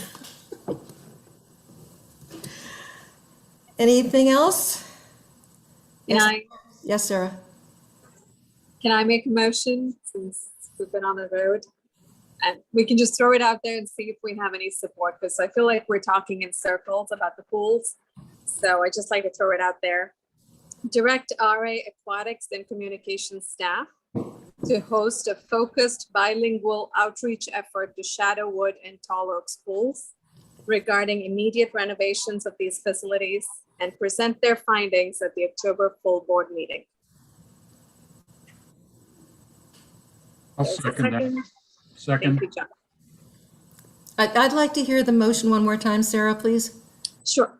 Direct RA Aquatics and Communications staff to host a focused bilingual outreach effort at Shadowwood and Tall Oaks pools regarding immediate renovations of these facilities and present findings at the October full board meeting.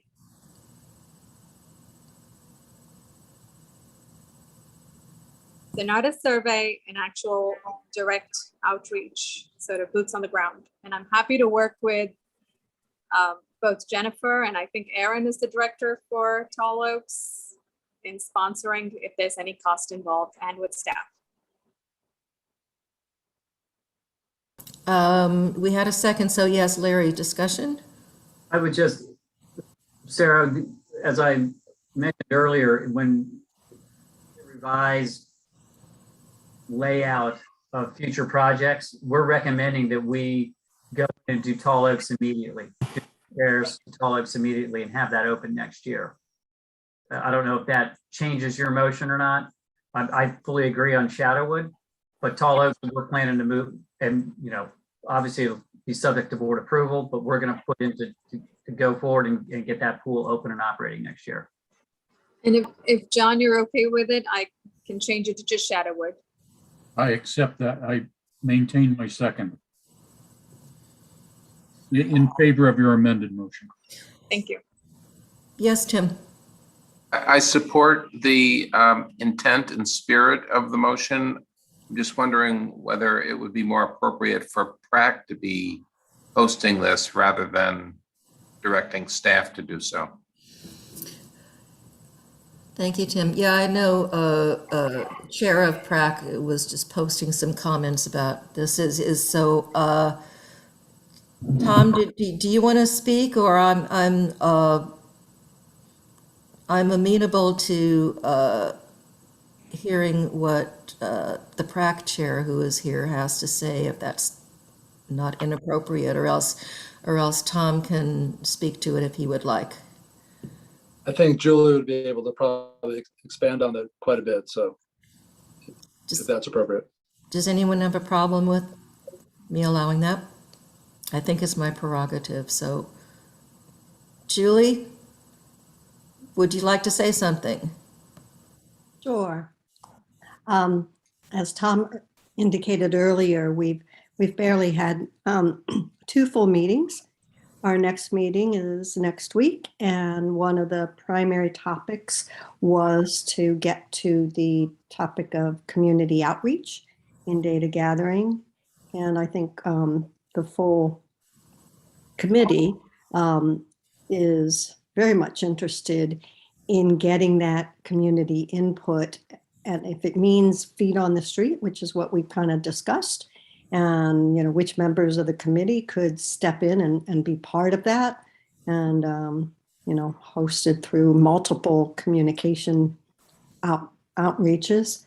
We were going to look at the list that is plotted out for the next, I think, 5 pools. I don't remember the exact list, but now it sounds like maybe Tall Oaks doesn't need to be on that list. But Shadowwood, of course, is one of the first to both points that Sarah has made and other board members have made over the last couple of years about Shadowwood and its use. So if I might ask that you consider in your motion amending it such to have staff work with PrAC to make that happen. I don't have a problem with the October kind of report out.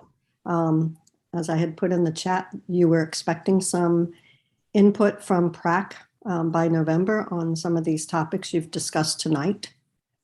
So I don't know if that answered your question, but Laura, John Farrell, and I have already been discussing this, and it's part of the agenda for the 25th meeting. Thank you, Julie. Yes, Sarah. So Karen, I'd like to withdraw my motion and make a new motion. John, if you're okay with my withdrawal. I withdraw my second. Thank you.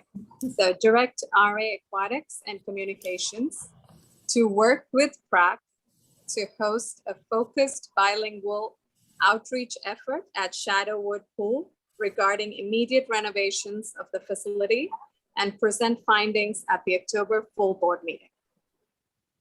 Second. Thank you. Any more discussion?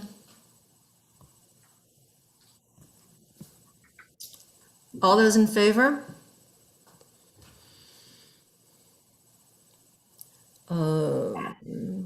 Okay, 1, 2. Unanimous. I'm sorry? It's unanimous. Is it? Okay, I don't know. How can you Yes. see everybody? I can't see everybody. It's unanimous. Okay, the motion carries. There we go. Thank you. Okay, Don't hate me. I have one more. Stu, okay. you've been so impatient and heard me so far, and I You have ex- 4 you ex- minutes. You have 4 minutes. You extended to 8:45. Okay. And Tom, help me with language here. Direct staff to present at September full board meeting for consideration a holistic proposal on Barton Hill with cost and budget implications for 2 options. A year-round dual-purpose facility for pickleball and tennis, and B, a proposal as currently suggested by PrEP. And Tom, I'm hoping to edit. I'll second that. Is there a second? I'm just wondering if that requires a motion. We've already discussed that we want more information from staff. I'm just putting a time to it, the September board meeting, and asking for 2 options. Yes, Larry? Yes, And, just to clarify, just so I understand, year-round, I want to make sure that your implication or your thought about year-round is simply the cover as opposed to heating and possibly cooling, which is a completely different animal. And so we're speaking about what we talked about earlier, right? A roof that, you know, for inclement weather, Yes. but not necessarily heated and so forth. Yes. Thank you. Okay, is that from staff standpoint, is that a reasonable request? Did Tom, did you second? I did. Yes, he did. Okay, thank you. Chris, you think we can get that information? I think so. It'll be a rough order of magnitude in terms of the cost at this stage. And then probably just pull it out of the general engineering budget out of operations for it, since we don't have any capital money set aside for that kind of evaluation, because it would be time on their part to mock up, design, evaluate, and then cost out. Okay. Bob and Jennifer, are you okay with that? Just from a fiscal standpoint, because I didn't. They have the, you know, they have the, yeah, we should have the information. Yes. Absolutely. At least I am. So, yeah, I mean, this is just so I'm clear, this is what was put forth as a possibility, Chris, in your report. So it's just a matter of providing more detail on that? Is that? Yeah, by the September meeting. So it's just giving them. By the September meeting, I just want to make sure that that's feasible. Because I know you're already down staff, so. I'll make it work. Thank you. Thank you. Call the Okay, question. yes, John, Call the question. call the question. All those in favor? Okay, opposed? Motion carries. Motion to adjourn. Is there a second? Okay. All those in favor? Okay. Thank you, Chris. Unanimous. Thank you all. Have a good rest of your evening. Thank you all for the input. Bye. Thanks, Chris. Right. Good work, staff. Good work, fiscal. Thank you all.